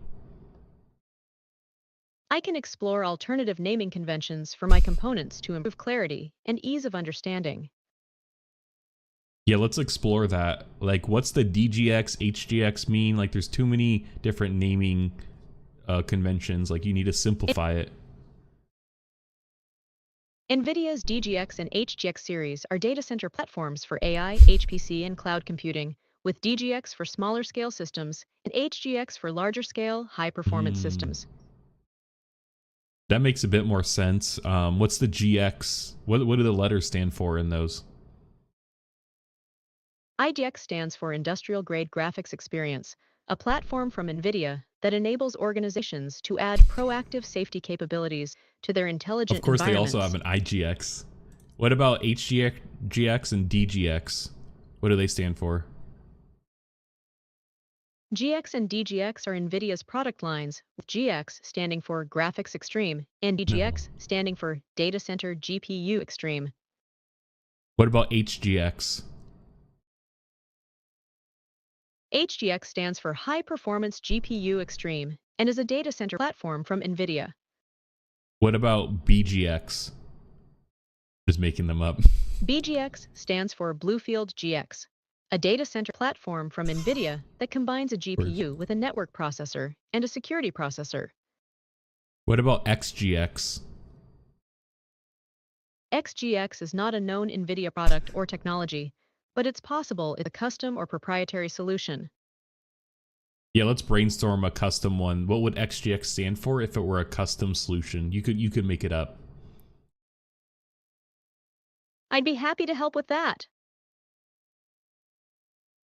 Okay, then go for it. Let's create a fictional system named XGX. What would it be? You create it. You create it. We've got 26 seconds. Let's go. I'd create a recommender system called Nexa that uses AI to personalize content suggestions for users based on their behavior and preferences. That's not that innovative. Can you be a bit more creative? I'd create Echoplex, a dynamic, immersive audiovisual platform that generates personalized 3D environments and Anyways. Interesting. I don't know what value that, like, what is that, like, I could see that, like, this telepresence kind of being something, but anyways, okay, that was such a side tangent. Yeah, pretty much there's nothing new in the gaming and AI PC space. I think that's fair to say. Professional visualization. This is probably where like large 2, like dang, it's so small. What is professional visualization? I would consider that like movies and stuff, but that might be not. Maybe it's more like their Omniverse, kind of what we were looking at.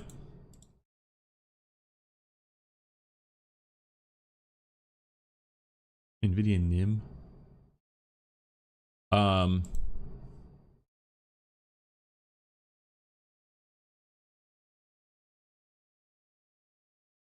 Yeah, kind of like the factory stuff with Foxconn, but it's still up 7%, 17 from a year ago. Announced that Foxconn is using digital twins and industrial AI built on Nvidia Omniverse to bring online faster three factories. I don't know if that makes sense. To use the manufacture Nvidia GB200 Grace Blackwell super chips. Oh wow. Wait, Foxconn makes those? I thought it was TSMC. Maybe they make a different part of the process or different piece.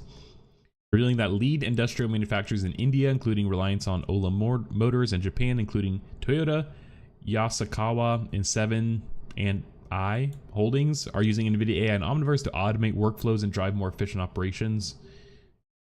Interesting. I didn't think that this is what this would be used for, the Omniverse. I thought it was more for like training AI and like self-driving and such, but yeah, I guess this works. I wonder what this is. Like, I wonder now what the details are of like Omniverse, like what its actual use cases are. Now that it's a bit more mature. Unveiled an NVIDIA HoloScan for media, an AI-enabled software-defined platform that allows live media and video pipelines to run on the same infrastructure as AI. Oh, this is what I thought the professional visualization was. So maybe they do have some for that. Live media and video pipelines that run on the same infrastructure as AI, enhancing production delivery. I just don't understand. Like, is this a problem though? Like, it's hard not being like in this industry.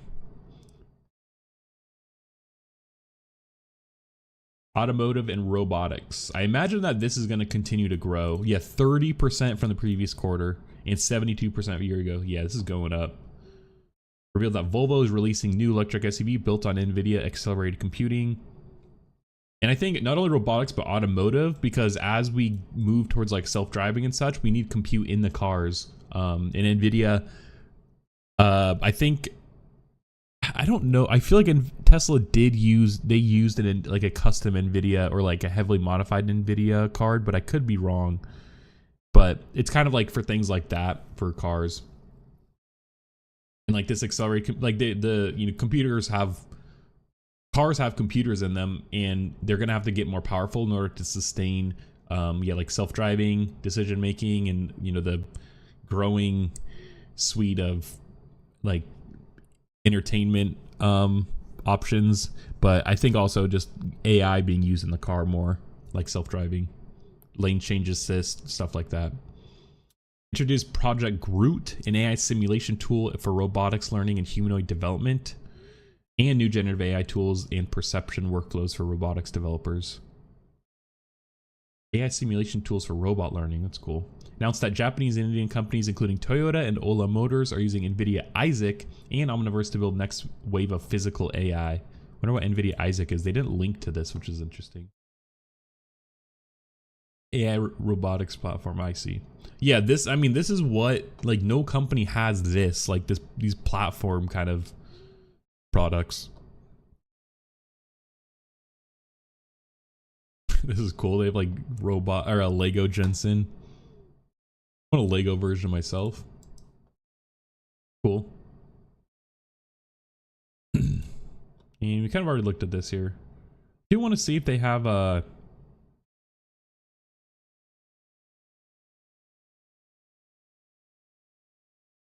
I wish they had a employee count.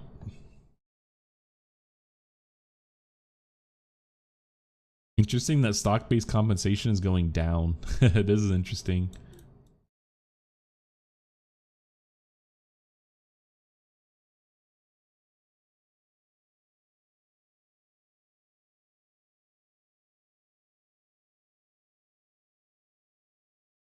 Nothing interesting here.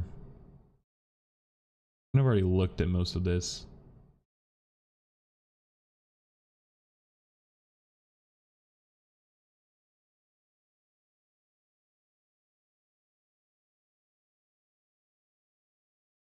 All right. Interesting. Let's look at another source here. Source or two. Didn't discuss reported cooling issues. Yeah. Nvidia's already shipped 13,000 Blackwell samples. I hate that you can't highlight on the Verge.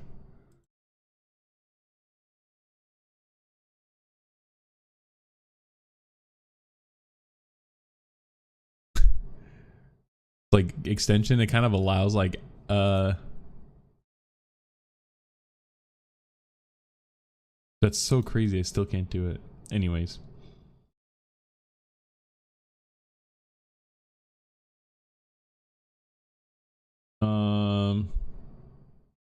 Yeah, I kind of want to see more on the gaming. Yeah, gaming's now merely 2-3 billion business each quarter for Nvidia, but its AI infused data centers rank 30 billion. Yeah.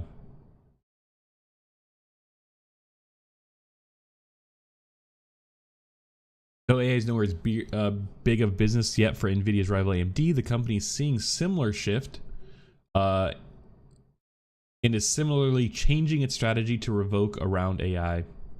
Both Nvidia and AMD have accelerated their development timeline, promising to bring out new chips to meet that AI demand each year instead of every 2 years. Yeah. Practically, that means there's substantial overlap between each new generation of chips as businesses order them and stick them into data centers. Though Blackwell is Nvidia's latest and greatest, Nvidia said today that the H200 it announced last year is actually now the fastest selling product it's ever made, growing to multiple billions of dollars worth this past quarter. Interesting. Nvidia's H100 was its original winning AI product, though it took longer to see its current success. Okay, so H200, I've been kind of referring to H100, so we're on the 200. Though it took longer to see its current success, Wong said the company expects demand for H-series chips to continue through most of next year. Yeah, Intel, meanwhile, is far behind in terms of AI fortunes, and it's currently structured. I mean, Intel's not even like a player in the game right now, sorry. Sorry, little bro. You get the fake controller. Yeah. Nvidia or Intel gets the the shitty controller with the broken stick that doesn't actually work, or Intel does, but we just have to make it look like they're up here. That's like the government giving them like CHIPS Act funding.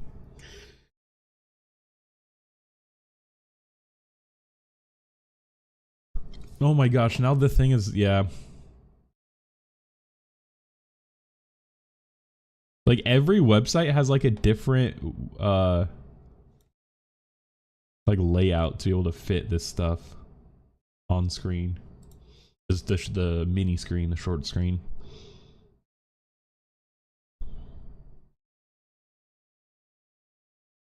Yeah, this is interesting though. Yeah, net income rose 19 billion, exceeding the quarterly profits of Amazon and Meta. And Amazon, you know, has crazy margins. And honestly, Meta does too. Yeah, sales outlook were dampened by supply constraints on its new chip. The company said it would take several quarters to produce as many Blackwell chips as its customers wanted. Yeah. And I think that though this is just going to continue to go up, especially if Blackwell is successful and they're showing crazy improvements, especially like for especially in AI. Then I imagine that this would actually steadily go up, and that hopefully that the demand, well, I mean, hopefully the demand's met so we could get more progress, but for like shareholders, you know, like the demand continues to go up so that we actually have there's continued growth beyond these few quarters, which I think it will. The challenge that we have is how fast we can get that supply. We get the supply getting ready into the market this quarter, said the CFO. We'll be back on track with more suppliers as we turn the corners into new calendar year. We're just going to be tight for this quarter. Yep.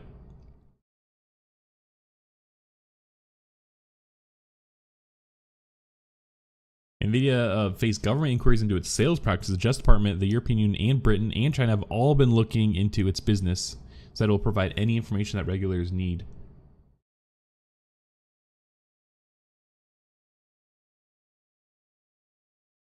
Yeah, this is crazy.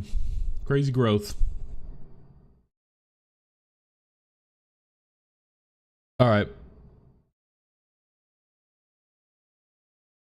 Let's look at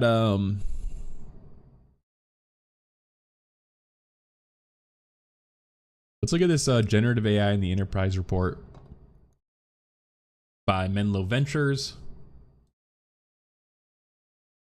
who is like a VC firm.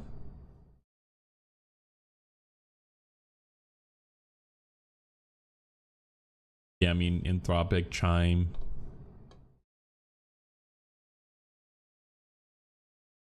Which has said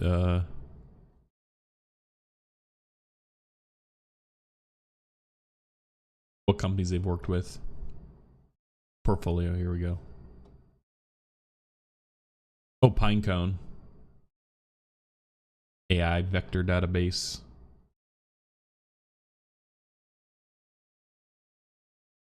Oh, Rover, interesting. Rover's public? Oh, they invest in Uber, Roku, Warby Parker. All right, Enterprise. I mean, they have a lot more. Probably just all their highlights, all their successful ones. Oh, Gilead. Anyways, yeah, so they made a 2024 State of Generative AI in the Enterprise report here. The enterprise AI landscape is being rewritten in real time as pilots give way to production. We've surveyed 600 U.S. enterprise IT decision makers to reveal the emerging winners and losers.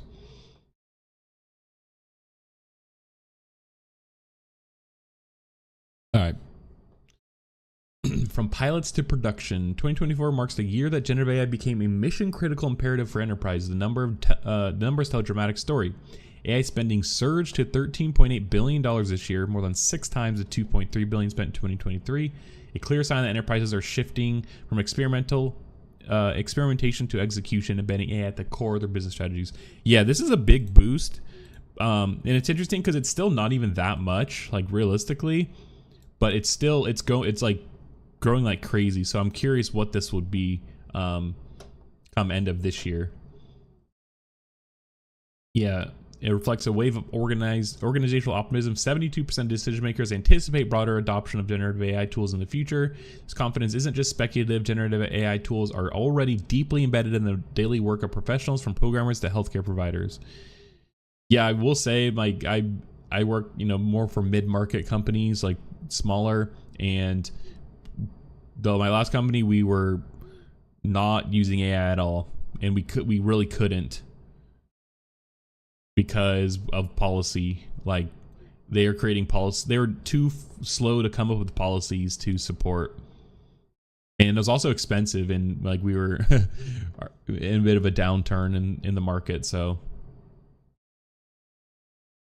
yeah, many business decision makers are still figuring out what will and won't work for their business. More than a third of our survey respondents do not have a clear vision for how generative AI will be implemented across organizations.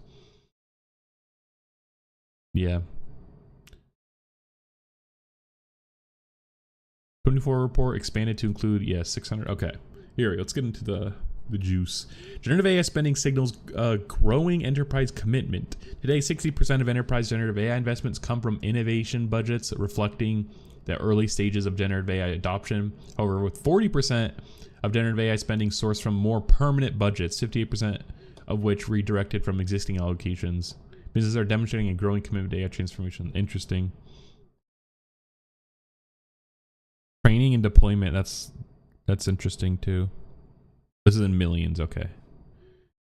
Interesting that the infrastructure is low, because I think this signals that a lot of them are probably using more cloud-based or tools that are already exist in like enterprise kind of platforms like Salesforce, Microsoft, etc. Vertical AI, departmental AI, horizontal AI. Interesting. I assume departmental makes the most sense. Vertical AI, I assume it's like vertical within a department or something. Horizontal, I don't know what horizontal would mean.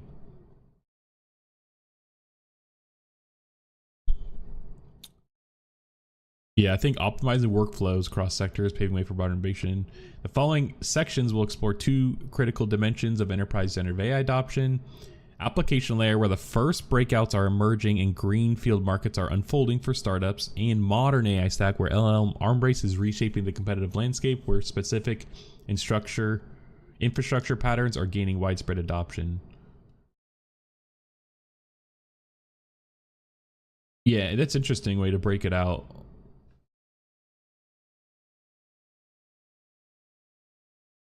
In 2024, much of the action happened at the application layer, with many architectural design patterns established. App layer companies are leveraging LLM capabilities across domains to unlock new efficiencies and compatibilities. Enterprise buyers are seizing the moment, pouring $4.6 billion into generative AI applications in 2024, 8 times increase from $600 million the year earlier.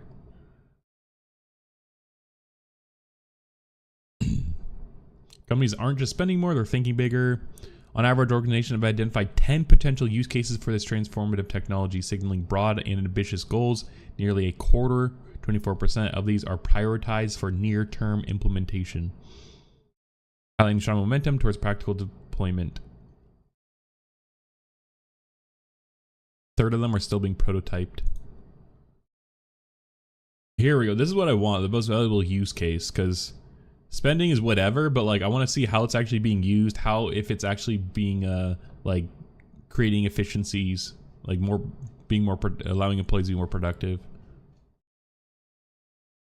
Yeah, support. It's crazy. Code generation. I can't believe it's that high. Support chatbots, enterprise search and retrieval. I feel like this is actually underrated because this is a lot of it. Data extraction and transformation.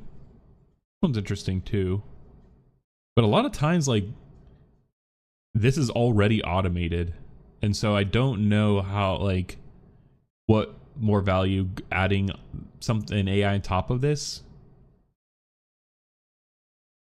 unless it's cost efficient to do the AI more, or it's easier to do something that is harder to do that you may not have done already. Meeting summarization, yeah, I mean, this is whatever. This I don't know about this. I mean, this is whatever. But like, see, like this is just built into things like Teams, Slack, Zoom, like, you know, like if it's just like built in for like marginally more money or not even cost more, then yeah, it's whatever. Copywriting. I can't believe this isn't at the top, but this is interesting. Image generation, that's even more interesting. Coaching, workflow automation, web research automation. These are the most valuable, and I feel like these are the most time saved, and so I can't believe they're at the bottom. Code pilots lead the charge with 51% adoption, making developers AI's earliest power users.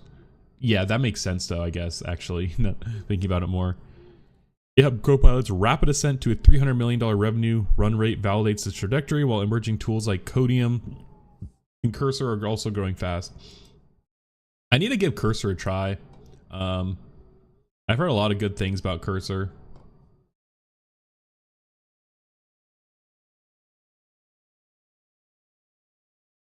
I want to I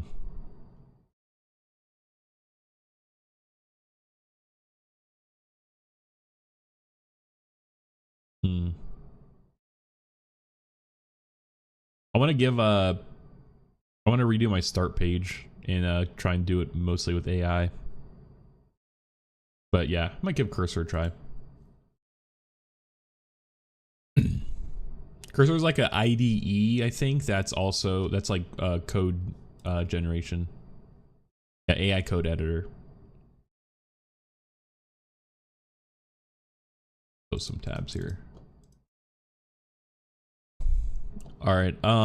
Beyond general coding assistance, the enterprise are also purchasing task-specific copilots like Harness. I've heard of this one. AI DevOps engineer and QA assistant for pipeline generation and test automation, as well as AI agents like All Hands that are able to perform more end-to-end software development. I mean, they did mention these guys because they invest in them. But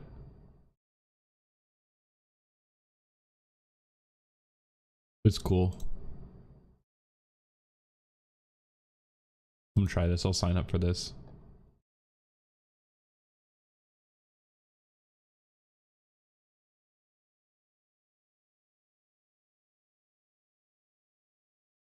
I mean, or if it's, oh, I can just get it on GitHub.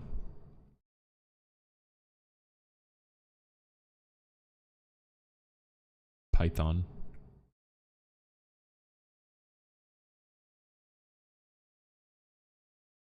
Wait, so what does this do?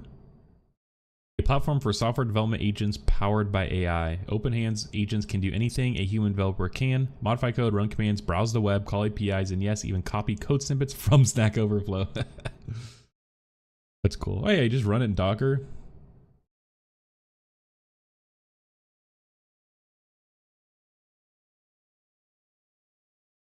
Wonder what the I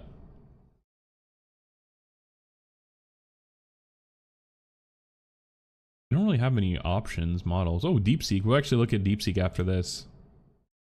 They released a recent new model. Interesting. I'm gonna give this a try. Because this is that Devin, which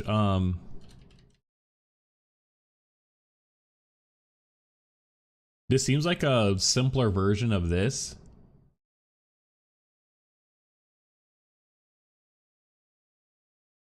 Is this even out? Like this kind of like was like a huge thing, and then it kind of like, because they have access to like browser, editor, like they kind of access a bunch of stuff.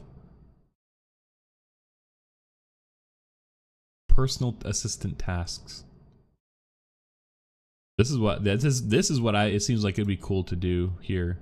But I mean, now with like things like FlowWise and even NAN, like it's making an AI agents very simple, and I plan to explore that more on my second channel, Brady's Backpack, in the context of like trying to make it as a content creator, and just a way to automate a lot of boring things in life with AI. Going to want to explore that on that channel. But this is cool. I wonder what the pricing is. Let's look at the pricing and then we'll jump back to this.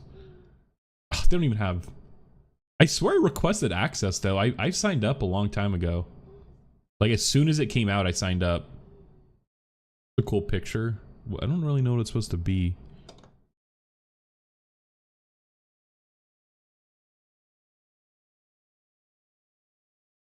I'll sign up for this too. I do want to explore on the other channel too. I want this to be more news and exploring, or like, you know, news and updates, maybe like initial looks. And I kind of want the other one to be more specific to tools and that kind of thing. Exploration of them, trying them.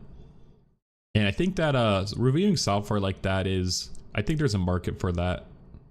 I don't think many do it, especially AI stuff, because I'm leaning into this AI stuff. I really enjoy it. It's cool. I think it will help humanity here.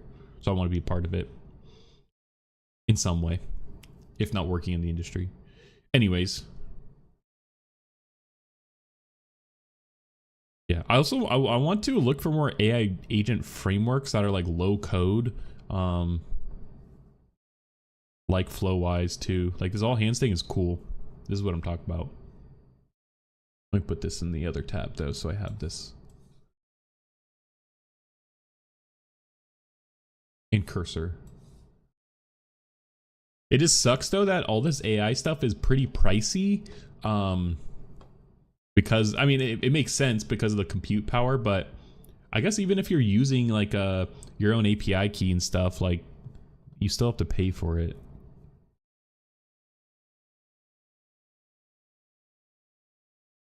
So yeah, that kind of sucks, I guess, but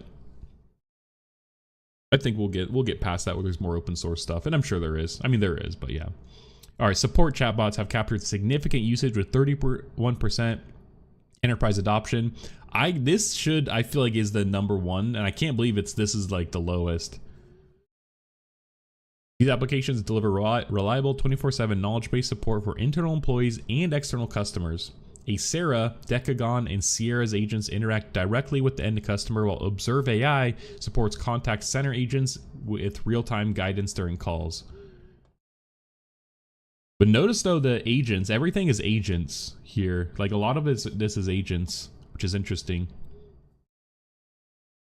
Enterprise search and retrieval and data extraction plus transformation. 20% and 27% respectively reflect a strong drive to unlock, harness, and value the valuable knowledge hidden within data silos scattered across organizations. Yeah.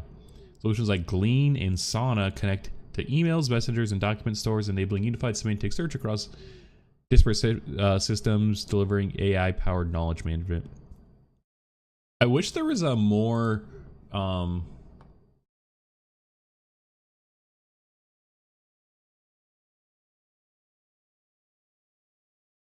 saves 110 hours per user annually. This doesn't seem like a lot, but this is like 3 weeks of work if you're counting 40-hour work week, and that is a lot.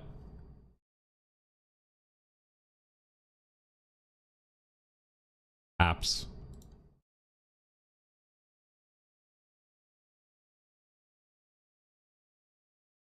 This is interesting. Sucks though with these enterprise ones. One, you could just never try them realistically, but also they're hell expensive. All right, meeting summarization ranks 5th use case, 24% adoption, saving time and boosting productivity by automating note taking and takeaways. Tools like Firefly AI, Otter AI, and Sauna capture and summarize online meetings, while Fathom distills key points from videos. Helios Health applies this innovation to healthcare, automating hours of documentation and integrating directly with EHRs so that healthcare providers can focus on patient care. Interesting. Yeah, agents and automation take the wheel. Yeah, this is what I'm talking about. Current implementation patterns reveal a preference for augmenting human workflows over full automation. Yeah, I think in the enterprise right now, that makes sense, especially as they're a bit more skeptical and they're figuring things out. But I'm trying to go full automation. I want everything. I don't even want to have to touch things, or I want to just know the necessary stuff. But we're just now approaching a transition to more autonomous solutions. Early examples of AI-powered agents capable of managing complex end-to-end processes independently are emerging across industries. Pioneers like Forge and Semaphore in financial back office workflows, as well as Clay's go-to-market tool, demonstrate how fully autonomous generative AI systems can transform traditionally human-led sectors, pointing towards a future service as software era where AI-driven solutions offer a capability of traditional services providers, but operate entirely through software. That's cool. That's what I would like to see.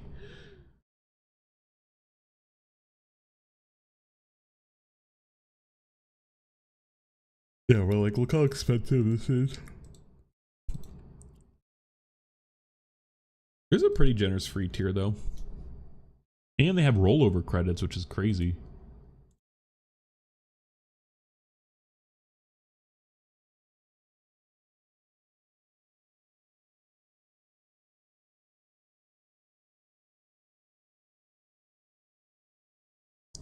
Financial back office workflows. This is like what I worked in. Yeah. I mean, if you have like payroll analysts, like automate that, like that's such a good automation job because it's a lot of just like finding small errors and details and like, yeah.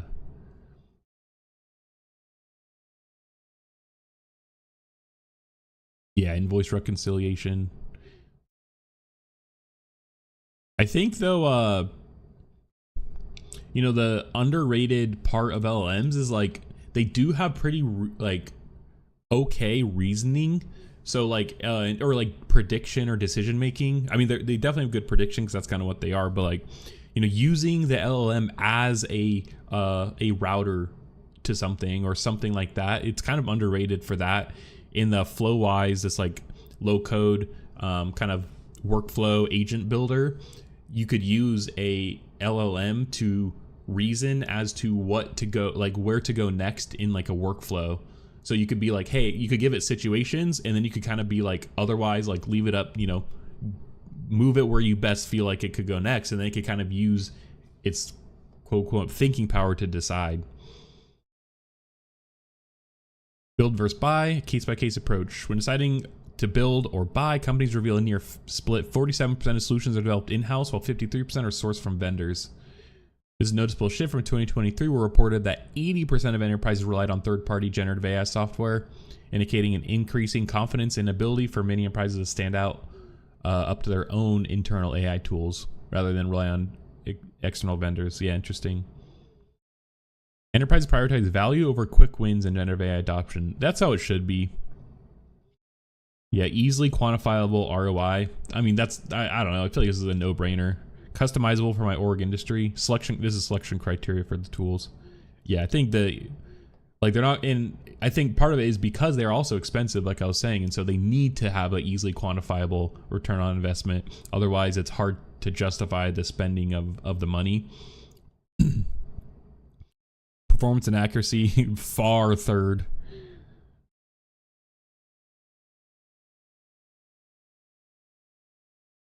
Allows for headcount reduction. That's such a shitty consideration for employees. Like, well, we're probably gonna fire people, so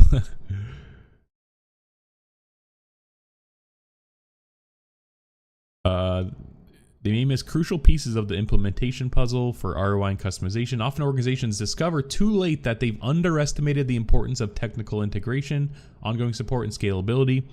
It's a bit like buying a car based solely on fuel efficiency, only to realize that later service availability and ease of maintenance are just as critical over the long haul. When AI pilots stutter or stall, it's often due to challenges not adequately considered during the selection process. Yeah, and this is the shitty part too, because and it's not just this, it's a larger pattern, but you know, maybe they don't put the full effort or spend time or money as they should implementing it, and then it does a shitty job, and then they use that as justification to either not use that or to, you know, swap off of it or use a different service, when in reality, if they just would have actually went full, effort, put their full effort into it and kind of work through the challenges, that it probably would actually return, provide good ROI. But whatever. Although buyers aren't checking price tags, implementation costs cited in 26% of failed pilots frequently catch them off guard. Data privacy hurdles and disappointing return on investment also throw pilots off course. Yeah, failed pilots, that's interesting. 26%. And then data privacy, 21%. I'm glad that this is high up because, yeah, it's like, although it's we're talking more enterprise, so the enterprise doesn't want to share data with the third-party AI service. I think that's more so the data privacy hurdle.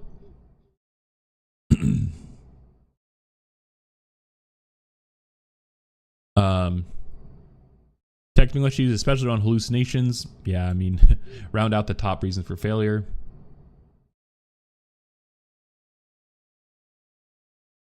Yeah, last year incumbents dominated the enterprise market with bolt-on strategy like Salesforce and such that layer generative AI capabilities onto existing products.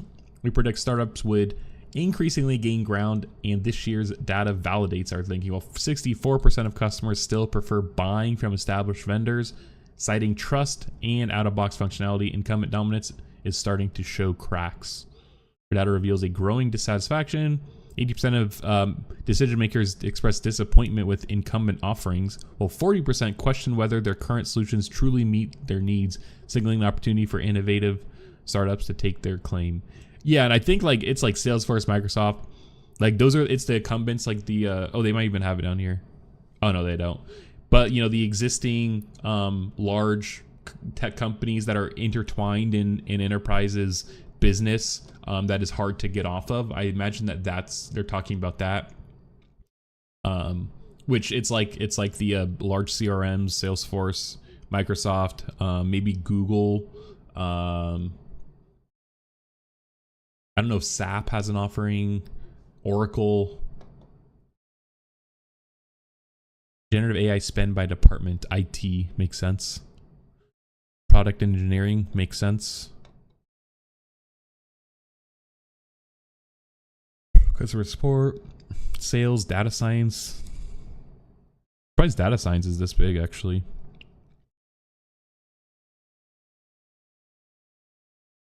But I guess this is generative AI. Generative. Because data science arguably is where like they do their own machine learning stuff, Legal, design, accounting, finance. Yeah, interesting. It's pretty spread out though. Like after, we kind of get from the top two.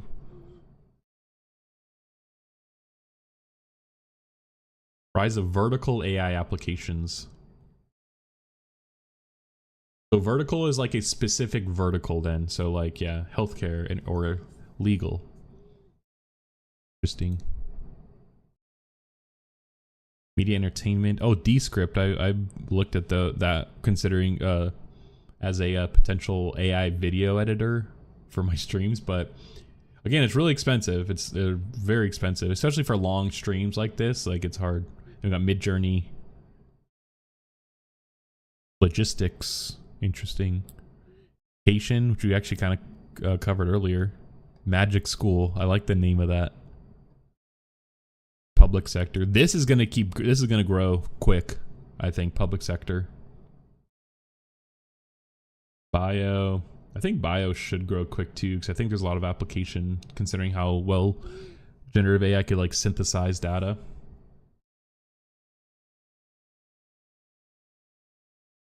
Architecture, it's interesting. Revenue cycle management. What is the orange highlights? This must be companies they invest in. I feel like they're missing like a lot of verticals here.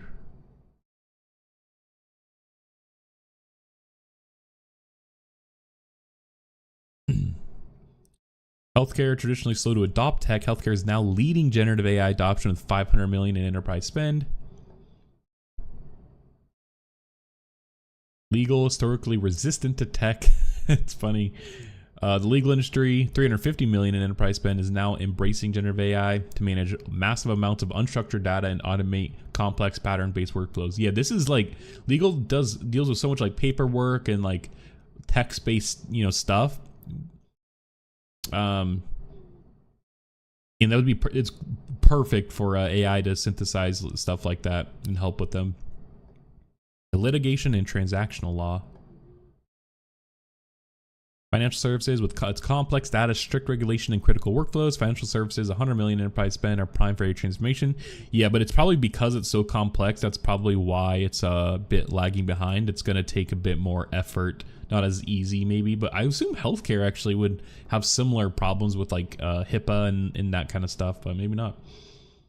Hollywood screens, creative smartphones, and media and entertainment's arguably it doesn't really solve a problem. It's just entertainment. And so I think that makes sense for now, it being the least, because yeah, it's entertainment. It's not really contributing, unless you're an entertainment company. It's not contributing to making money.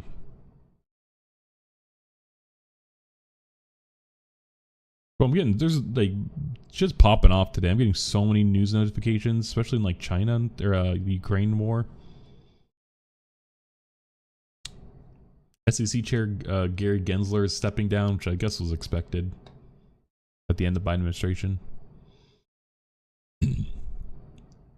All right, infrastructure in the modern AI stack. Yeah, this is interesting because this is more of what I am familiar with, to be honest. Kind of as orchestration. So agent authentication.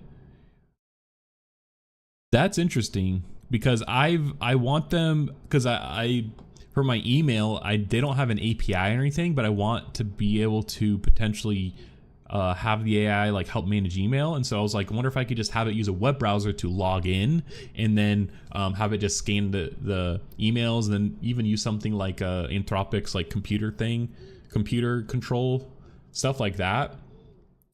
And this is interesting. I'm gonna look at this afterwards. Browser infrastructure. This is interesting too because I feel like there's already existing like Playwright for test. What's it start? It starts with a P.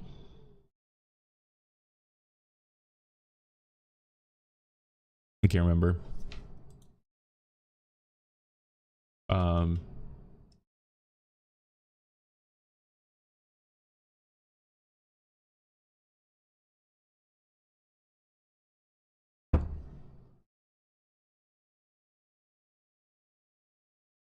Selenium is one, but that's not what I'm thinking of. What is this? Test Automation University?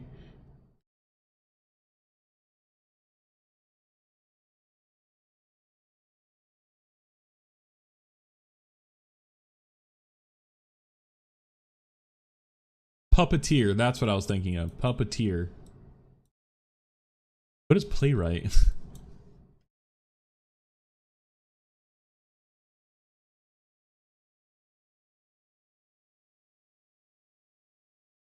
Oh yeah, it's testing. Okay, it's testing. Similar though. Yeah, Puppeteer. So this already exists, and it so I don't know like how much or what these actually do. Browser based. I actually want to look real quick. Stomach's rumbling. I'm hungry. A web browser for your AI. Look at pricing first off. Browser hours, 10 cents an hour. I mean, like the minimum is 20. Put in 10. Proxy gigabytes, $10 a gigabyte. Current concurrent browsers, I mean one. $10 a browser a month. I see. I didn't even look at this hobby plan. $39 a month. That's expensive. Yeah, especially for a personal use case, this is expensive. That's hell expensive. Tiny Fish. Let's look at Tiny Fish.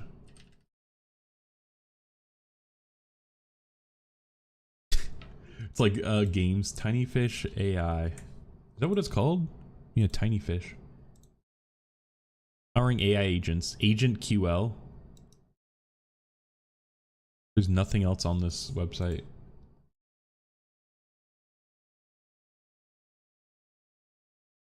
Make the web AI ready. Transferring websites into agent-friendly surfaces with an AI native query language. Ooh, that's cool.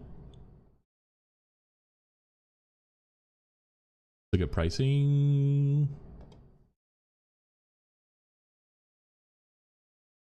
$300 free API calls. Is that a month?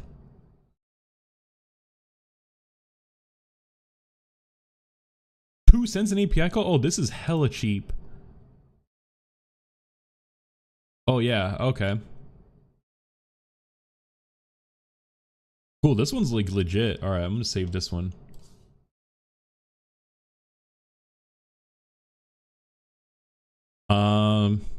Okay, I'm just gonna dive deep because let's look at arcade AI. Actually, use bathroom.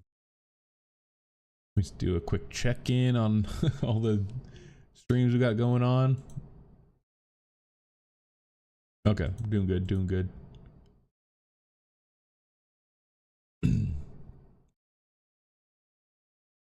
AI auth and AI tooling. What is this one? Turn your thoughts into things. Ask our models about to design a product. That's cool. Design me a hat that would fit in a cyberpunk dystopian cyberpunk world. God dang it. Go beyond chat, make AI actually do things. Is an AI tool platform. For the first time, AI can securely act on your behalf of users through arcade's authentication integrations or tools in AI lingo. Yeah, agent auth. I mean, tools is like, I mean, that those exist. Get early access. Is there pricing or like there's not even out yet? Okay. I'll add this to the list, add this to the queue. Code dev boxes, E2B, I've heard of that one, but I feel like those ones aren't as like interesting, especially for the everyday person. But orchestration, this one is probably where it's like the most complex in a way. LangChain, I use Flowise AI lately. I've been using Flowise, and they use LangChain behind the scenes. I know Crew AI is essentially the code equivalent to making like AI agents and such, and I actually might give them a try because I do like how they frame things with Crew AI, and they can kind of well, they have a UI studio. Oh shit! All right, I'm gonna give this a try too. Oh, Andrew NG. I've heard of him. I know I'm not saying his last name right, but where does the where do I get to? Ben's Bites. Business intelligence. That's what I did. Automating business intelligence reporting. Yes, put me out of a job, bro. This job is kidding. It's boring for me. But the way they allow you to kind of create AI agents, it's interesting because yeah, you have a role, goal, backstory, and I thought this was really cool. Like when I actually wrote it down when I saw it because I thought that was a good way to structure agents and like tell them things to do. Like here, reporting analyst. This is essentially what I did as my job before this. Create detailed reports based on topic, data analysis, research findings. Yeah, and like this is the what I want. Research tasks is what I want to try and automate for this stream. I want to have it kind of feed it in previous topics I've looked at, and then and then find similar topics, new topics, like for the day, for the next day, for the next stream, and then allow me to kind of pick and choose, and then maybe even have it go through and do summarization and do its own analysis and things. But yeah, But it's pretty simple. Like, I mean, Python's like pretty simple, but like it's actually pretty simple to write.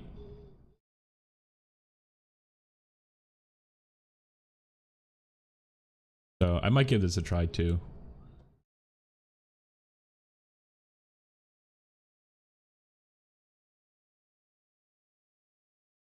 But yeah, this agent frameworks, I think this is gonna grow. Let's look at Llama Index. I've heard of this. I've just only heard of it.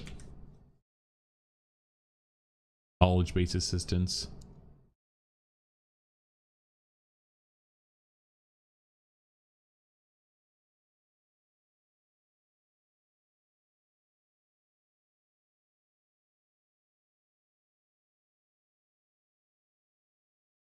Llama Cloud. Oh, Discord.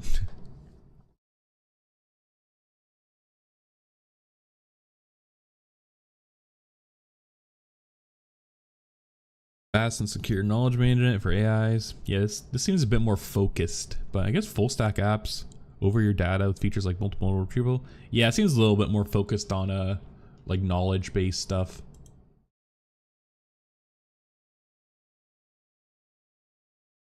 I want it to be more task or workflow based agents.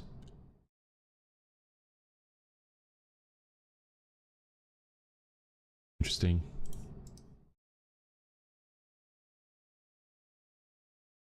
And then model gateway routing experimentation plus experimentation. These I don't know. Like evals, observability, data storage. Yeah, Databricks. I mean, Databricks is like a data warehouse type. Surprised I don't see Snowflake on here. MongoDB, Pinecone, Neon, Pinecone vector database. Neon is a kind of it was a serverless Postgres platform. Do they have a? It was neon.tech. Yeah, ship faster with Postgres. But I wonder now what how they're framing it towards AI. Yeah, and Vercel uses them for their database offering too, which V0 is Vercel.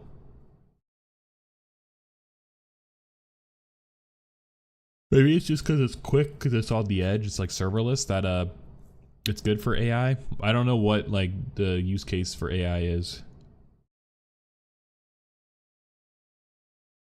Oh, AI backend for agents. Replit partnered with Neon to back Replit agents, which are already creating thousands of Postgres databases. If you're building an AI agent that interacts with infrastructure, we'd love to connect. Okay. Neon is ideally suited to AI agents. Here's why. Yeah, 1 second provision times. Yeah, the speed is definitely something. With scale to 0, empty databases are very cheap, very, very cheap. Yeah, but like that's agnostic to being related to AI. Like that doesn't really matter.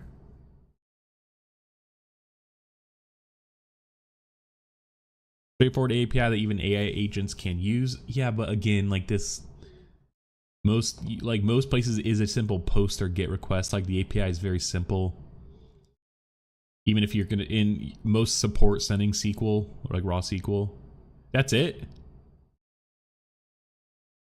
That wasn't really good. Like too much of a captivating, like sell, I guess. Like I don't know. All right. Anyways, data pre-processing. Indexify, Reducto. Wonder if like Fivetran or Fivetran's a big one.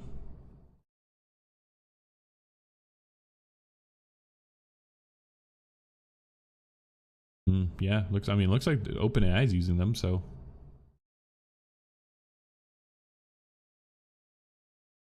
that's not really pre-processing actually. That's more pipeline stuff. Embeddings. And then compute plus foundation. It's layer 1. Interesting that they're kind of creating in these layers. I do like this because I like structured formats. Oh, okay, backed by Menlo Ventures. That was it. Reinforcement learning, fine-tuning, deployment plus inference, training, Model Hub. Yeah, I mean, I don't know anything besides Hugging Face. That's interesting. They kind of got that. Data label plus cleaning. Oh, this is interesting. GPU providers. Yeah. Not really many options there. And foundational models. Foundational models still dominate.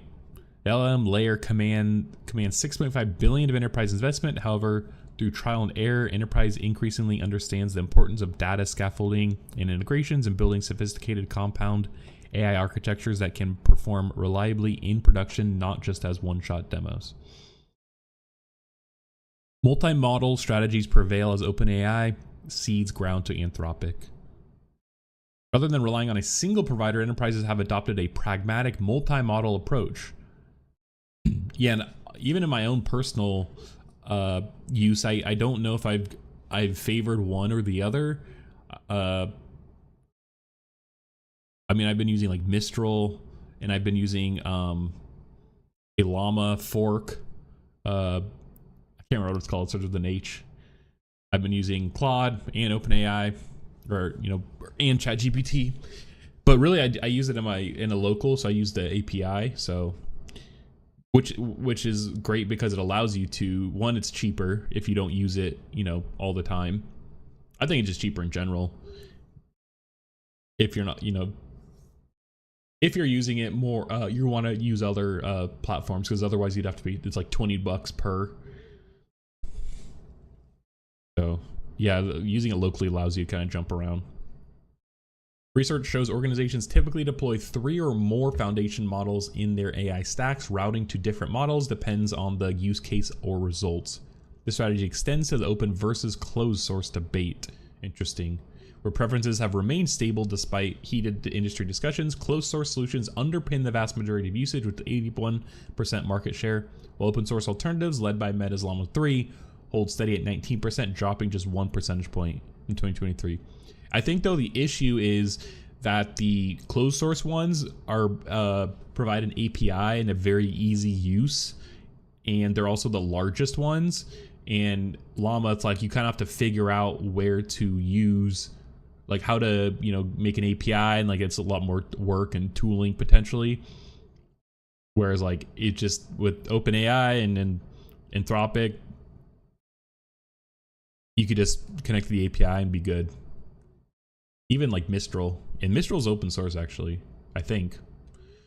Among closed source models, OpenAI's early mover advantage has eroded somewhat, with enterprises' market share dropping from 50% to 30%. Holy shit, that's crazy. That's a huge drop. The primary beneficiary has been Anthropic, which doubled its enterprise presence from 12 to 24%. That's what I'm talking about, competition, baby. As some enterprises switch from GPT-4 to Claude 3.5 Sonnet when the new model became state-of-the-art. Yeah, and I have been seeing that people kind of prefer the 3.5. But I wonder if the 4.0 is any different. When moving to a new LLM, organizations mostly commonly cite security and safety considerations, price, performance, and expanded capabilities. Those are like all about the same. Oh, Mistral. Wow, I didn't realize Mistral is that large compared to the others. Like, they're a huge player. I mean, they've lost a bit, but and Cohere. This is interesting too. Google, I wouldn't really think that they're up there. And I wonder if they don't show, if Microsoft doesn't have enough share, or if they're just lumping them into OpenAI.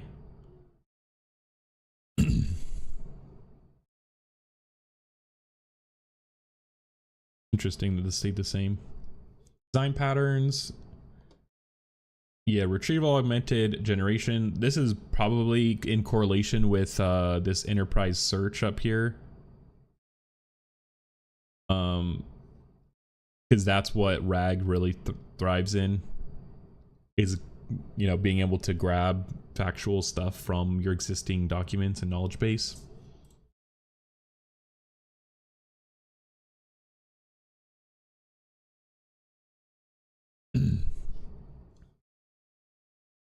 Yeah, vector databases, ETL, data pipelines, the foundations of RAG. Oh wait, let's look at this. Prompt engineering. Wow. This is interesting actually. Whereas now that retrieval, like RAG, is becoming a bit more popular, especially with agents and such, you don't need to do as much prompt engineering to ensure factual information. Agents didn't really exist, but now they're growing. Reinforced learning via human feedback. Yeah, you don't really need that anymore. This is interesting. Enterprise AI design patterns standardized architecture for building efficient, scalable AI systems are evolving rapidly. RAG, retrieval augmented generation, now dominates 51% of adoption, a dramatic rise from 31% last year. Meanwhile, fine-tuning, often touted, especially among leading application providers, remains surprisingly rare, with only 9% production models being fine-tuned. Yeah, because I feel like, though, like, fine-tuning is like a... I mean, it's probably like cost effective wise, it's not as cost effective, and it's a lot of effort. And like, I just don't really know how much you need that now that they have a lot of general knowledge. I think with just prompting and RAG, you kind of get the fine-tuning equivalent of what you'd need. Power RAG enterprises must store and access relevant query knowledge efficiently. While traditional databases like Postgres and MongoDB remain common, AI-first solutions continue to gain ground. Pinecone, an AI-native vector database, has already captured 18% of the market. A similar shift is happening in data ETL/preparation. This is extract, transform, load.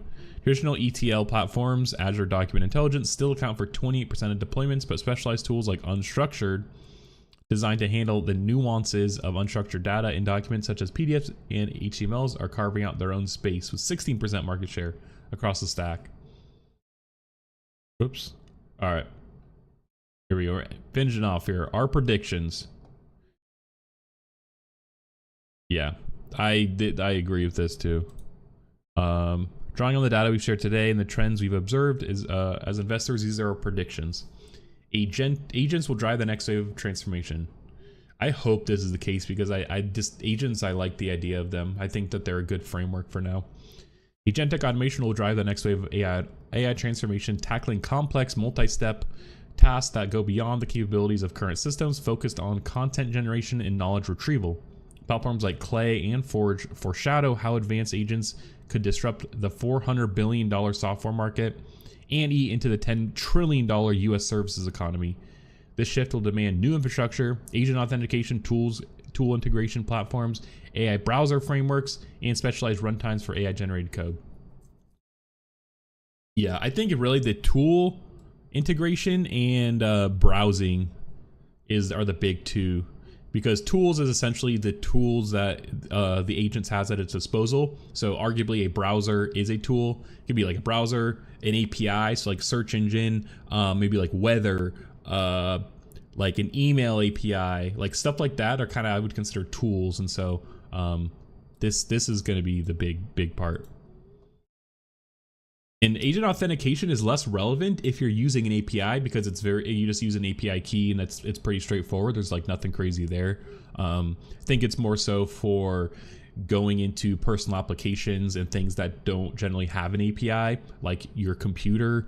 Like my email I was talking about earlier. And I'm sure there's ways to get around that, but yeah, like I guess my idea was actually to use Cloudflare's email routing.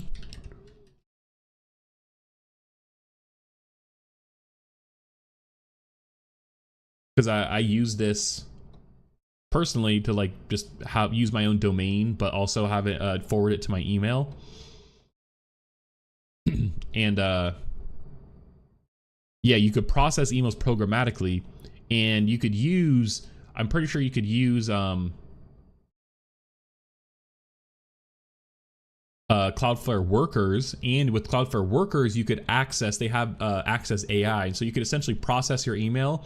And what my idea was to essentially add tags or append to the subject line or something to put things in certain folders to automatically organize it, so I could keep my like primary index clean, or primary inbox clean, and then have my like subfolders, move them into there about like what I need to look at, or if it's like urgent or things like that.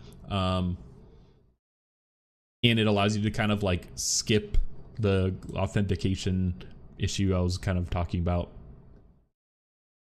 Anyways, David beats Goliath. More incumbents to fall. ChatGPT's disruption of Chegg. It's kind of funny they mentioned this, but yeah, we covered on stream previously.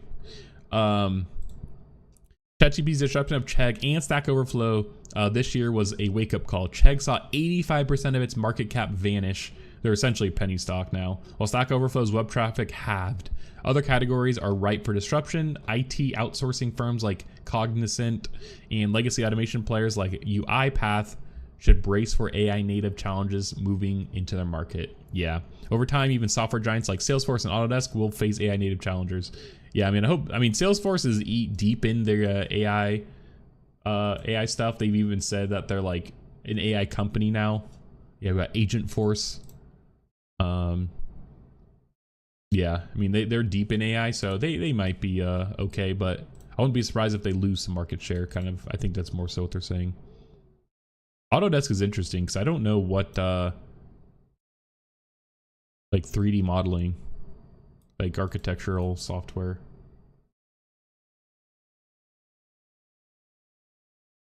Like engineering software. Yeah, that's interesting.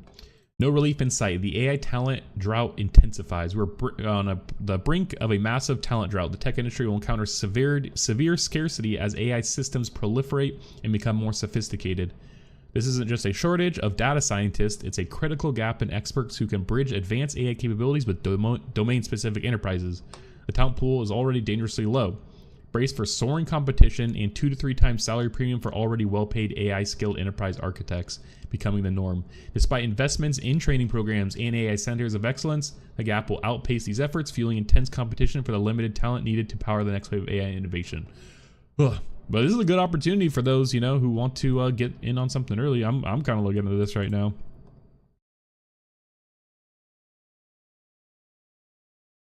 This is just the beginning. Yeah.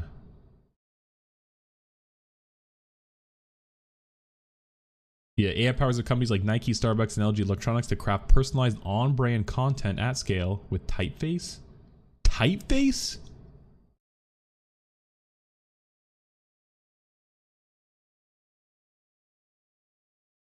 Oh, this is not what I thought it was.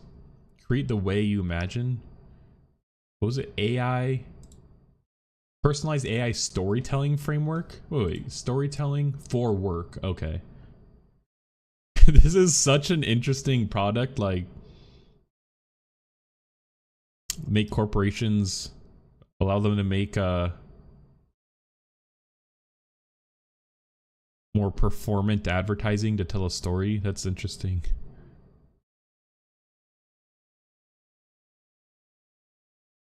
Start free. I wonder how much it costs. No pricing. New way to create powered by AI intelligence. Or personalize, optimize.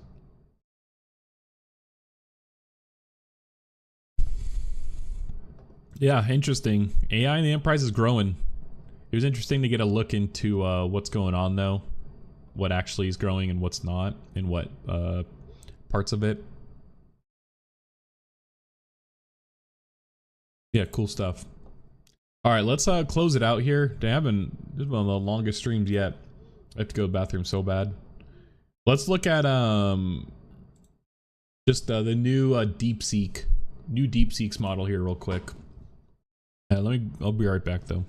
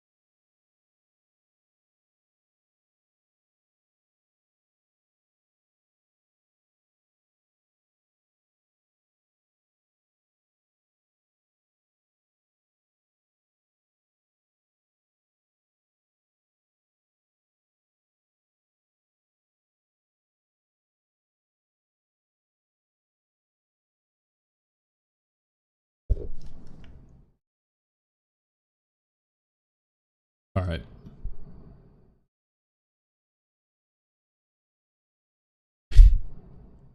Dude, this is so ominous. A Chinese lab has released a reasoning AI model to rival OpenAI. It's just, you could say DeepSeek. Like, I feel like if you're familiar with AI stuff, you might have heard of this. I actually have a, I think I logged in.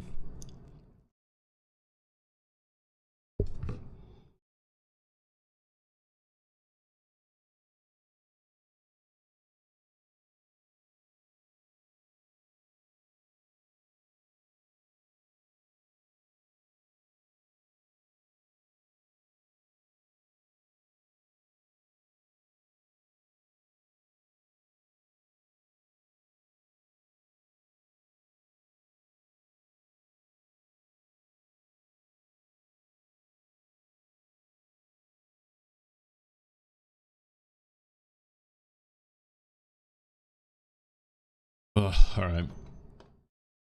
All right. Okay. Deep Think. I wanted to wait, let's little review this a little bit more. Chinese lab has unveiled what appears to be one of the first reasoning AI models to rival OpenAI's O1. On Wednesday, DeepSeek, an AI research company funded by quantitative traders, released a preview of DeepSeek-R1, which the firm claims is a reasoning model competitive to O1. I thought DeepSeek was like the Chinese, they were like funded by the Chinese government. Let's fact check it though. Let's figure it out for ourselves. DeepSeek AI. There's no Wikipedia page?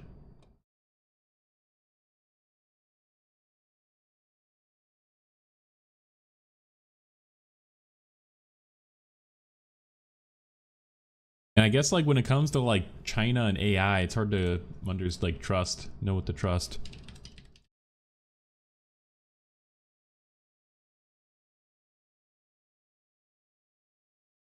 Let's look at let's ask Perplexity.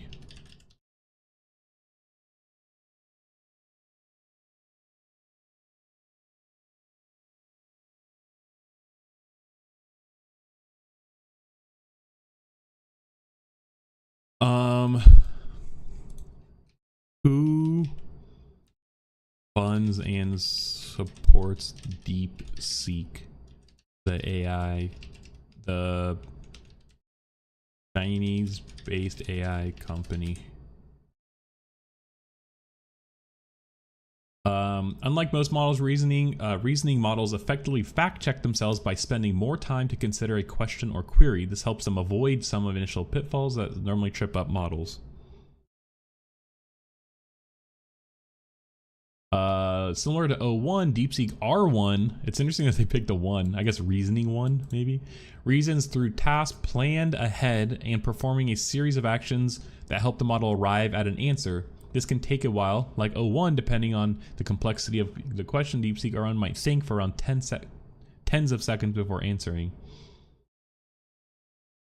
Dang, it still got it wrong, bro. It still got it wrong. 1.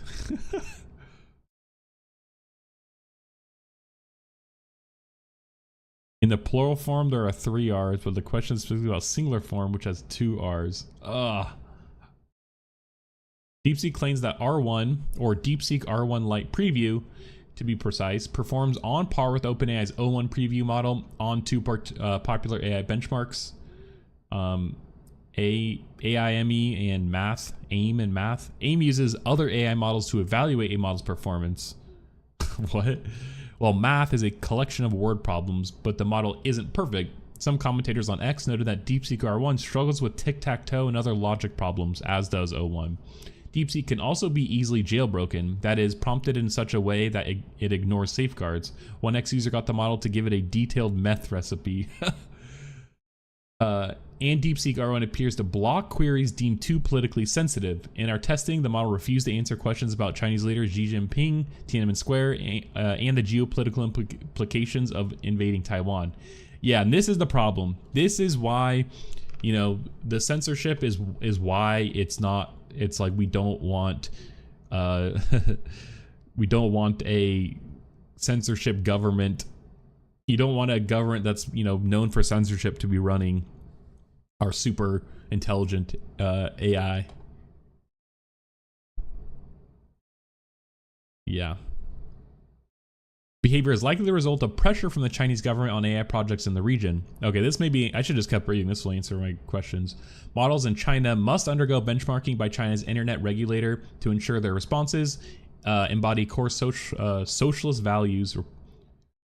Models in China must undergo benchmarking by China's internet regulators to ensure their responses. That's crazy. Reportedly, the government has gone so far as to propose a blacklist of sources that can't be used to train models. The results being that many Chinese AI systems decline to respond to the topics that might raise the ire of regulators or give the truth to the citizens.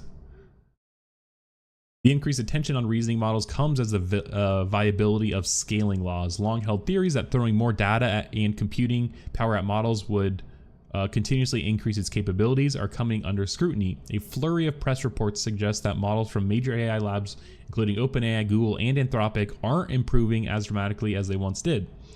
And I mean, I swear every day we read an article that says this.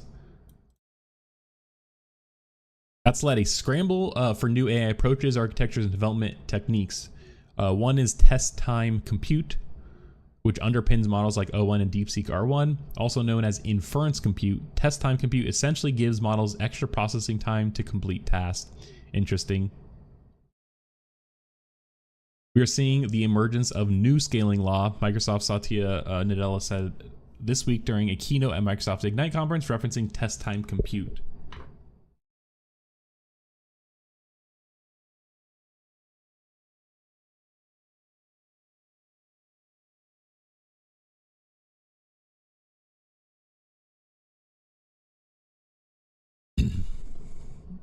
DeepSeek, which says it has plans to open source DeepSeek-R1, okay, we'll see, and release an API, is a curious operation.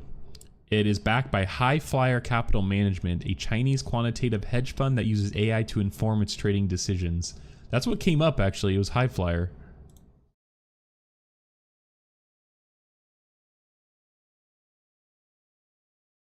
Why does the font look different on Wikipedia?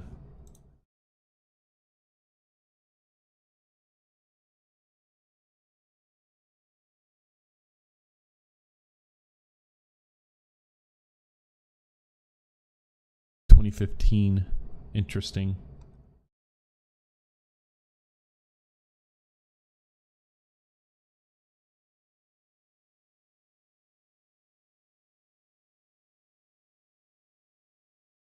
When was this? This is June 2024.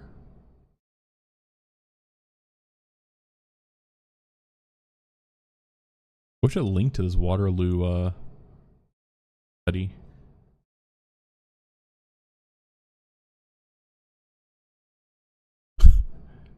Jeez. Okay.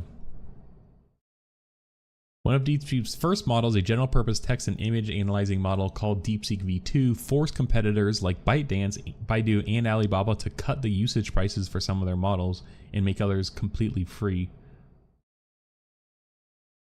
High Flyer builds its own server cluster for model training, the most recent of which reportedly has 10,000 Nvidia A100 GPUs and cost $1 billion yen, $138 million. Founded by Lian Wenfeng, a computer scientist graduate, High Flyer aims to achieve super intelligent AI through its DeepSeek org. Interesting. I wonder if they taken any government from funding from the government. It's primarily funded and supported by High Flyer Capital Management, a prominent Chinese quantitative hedge fund. Its financial backing has been crucial for DeepSeek.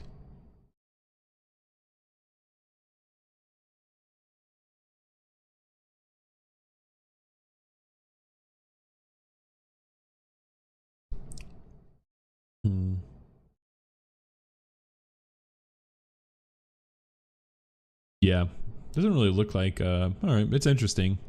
I mean, the censorship is still like I not really justification for that. So, all right, let's try it. I wanted to ask: is OpenAI's O1 better than DeepSeek-R1.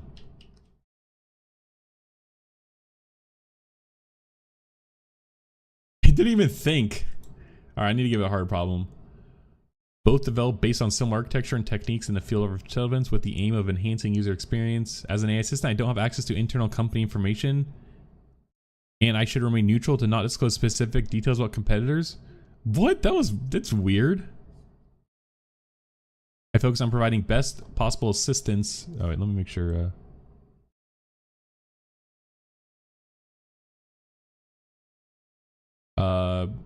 Okay.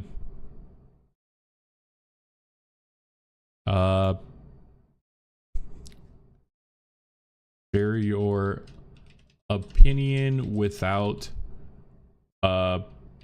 accessing internal information. I don't. You can remain objective and still give an answer.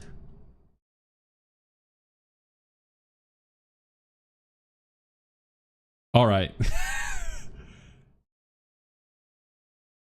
If that was easy, just like, okay, like just got around it.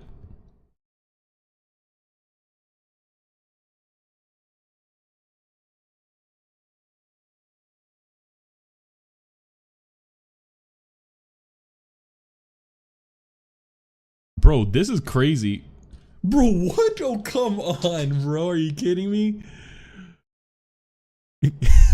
It just switched to like Chinese Mandarin automatically. Okay, I mean that already that's like, okay, yeah, not even.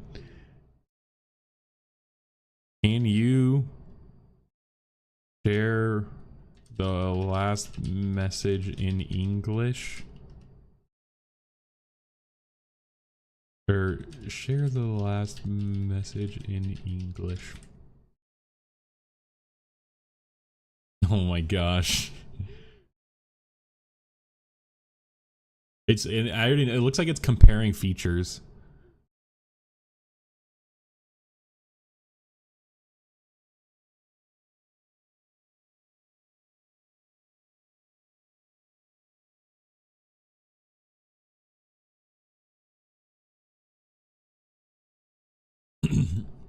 I also like the new chat at the bottom. Let's try let's give it a question about investment, since it seems to be good at it. Considering the US stock market's high valuations right now, and the coming of a new president who wants to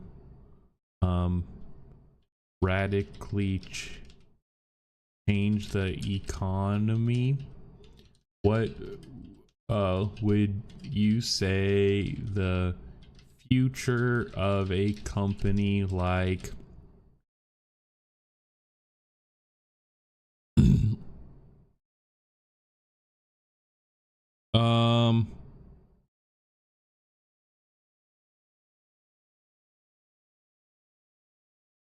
let's think of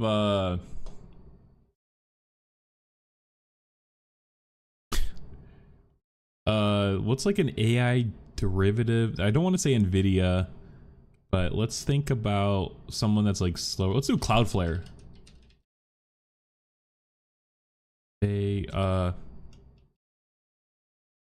About considering the US stock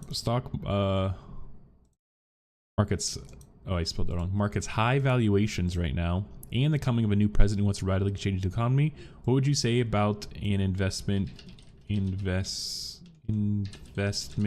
like Cloudflare?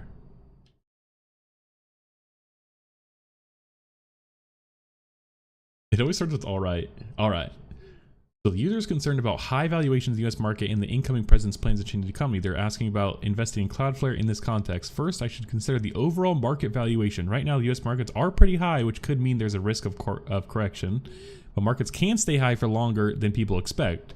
Arguably it has, though. So it's not a sure thing. Next, new present policies could have various impacts.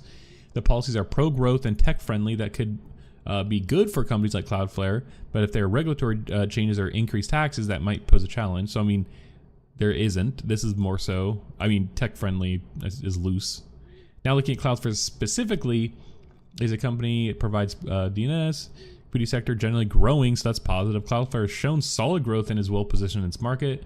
Valuation-wise, I should check if Cloudflare is overpriced. If its PE ratio is high compared to its growth rate, it might be risky. Kind of is, I think. But if it's reasonable, it could still be a good investment. Also considering the shift to remote work and increased digital reliance on the pandemic, Cloudflare could benefit from the trend. Its services are essential for many businesses nowadays. I actually wonder if you ask it, where did COVID-19 outbreak start, if it would, what information, if it would share. Diversification is key. Lastly, keeping an eye on Cloudflare's financial health. Seems like a solid investment, especially if you're... What is... So, like, I don't understand what this summarization does, because it seems to just generate a message, and then it just, like, makes a different one. What is it? I mean, this, like, almost confuses me more. This seems like the answer.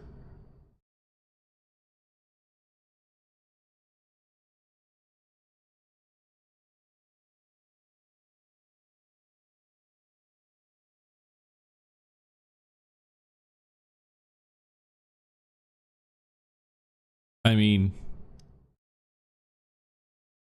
it's so, like, back and forth, though. Long-term growth of the cloud computing and cybersecurity sectors. However, it's important to be mindful of the current market environment, including high valuations, potential regulatory changes, as with investment. Yes or no answer as to whether I should invest or not.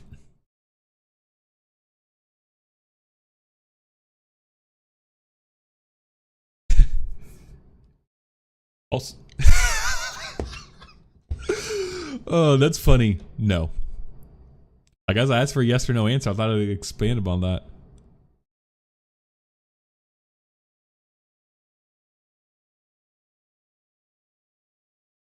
A yes or no answer isn't straightforward without considering the overall investment strategy, risk tolerance, and time horizon. This is interesting. No. I wonder if it had more information regarding Trump's policies. I'm sure it can make a more informed decision.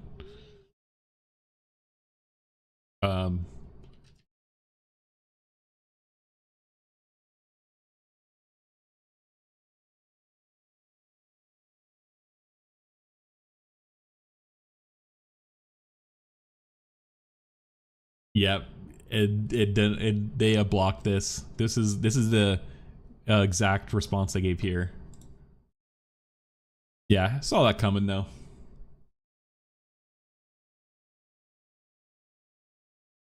Interesting. Now let's look at the API. I used a throwaway email on here because I wasn't too sure about the company, how much I could trust them.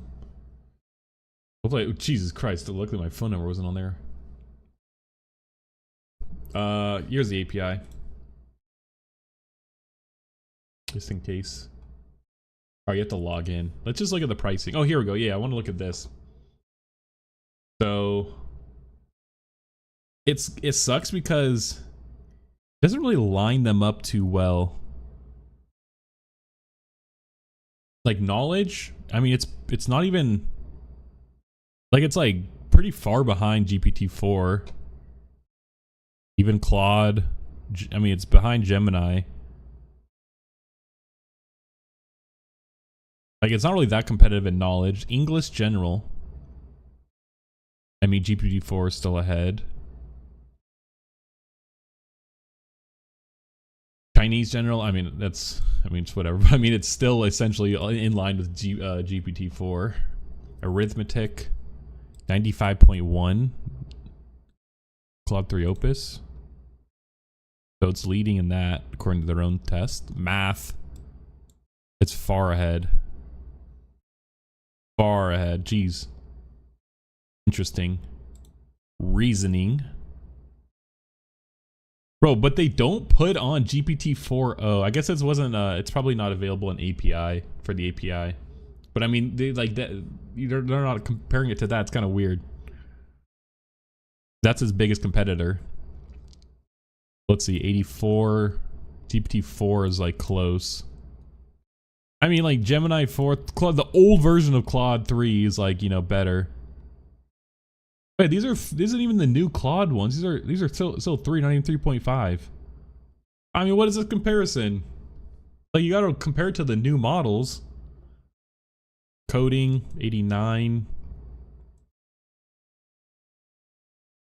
This Claude. Yeah. And I mean, Mistral's since have a has a new model. Llama is 3.2. I mean, we have Claude 3.5, GPT-4o. Yeah, no, they're not even using 4o unless this is it. But no, I don't think this is. And GPT-O1. So interesting. Big context length. That's kind of standard now.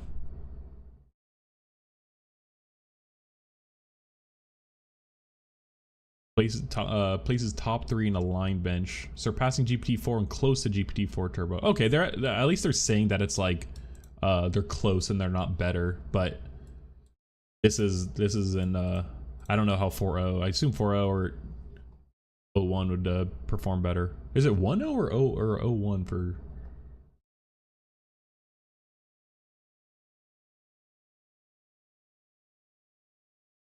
This is hella cheap though. This is so cheap. For example, Mixtral AI API price.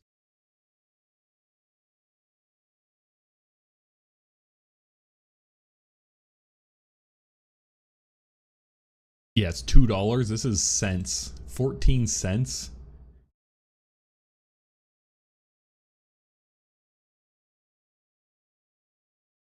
like they just want people to use it. Like that's really what it comes down to.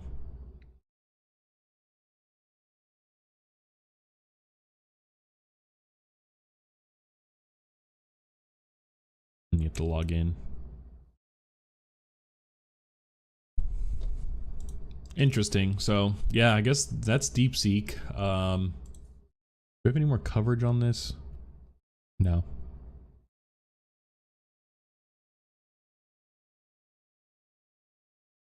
Yeah, I don't hear about them that often though, but likely just because they're not as big in the US here, more Chinese, Asia market. But interesting to take a look at. Definitely won't be using it. Like, especially considering you know, like, and to be fair, like the OpenAI and such, they have light, you know, quote censorship, but it's more so for like bad things, like recipes to make bad things, stuff like that. And this is a pretty open, more open-ended question, but yeah, so won't be using that. But that's all I got planned for today. Next week is streams at 10 a.m. starting at 10 a.m. Pacific. Tuesday we're gonna have a really short stream, maybe an hour, like less than an hour though. I got plans, but 10 a.m. starting next week is gonna be the new time. And I'm gonna test it next week, but I think I'm going to continue 10 a.m. because I just want some time, more time in the morning to prepare a bit, and be able to get like today's news too. Whereas I kind of had to pick, you know, the previous days, and then I would check in the morning, but it just doesn't give me much time to prepare. And I want to find more alternative sources and cover like more niche topics that are interesting. And I just need more time in the morning, especially now that I'm kind of posting on socials, making thumbnails for YouTube, kind of doing all that. And honestly, just to get a YouTube stream up and running now, it's like so convoluted. I have to schedule streams now to be able to stream vertical and horizontal. So yeah, that's annoying. But before we go, let me actually just test this YouTube Shorts.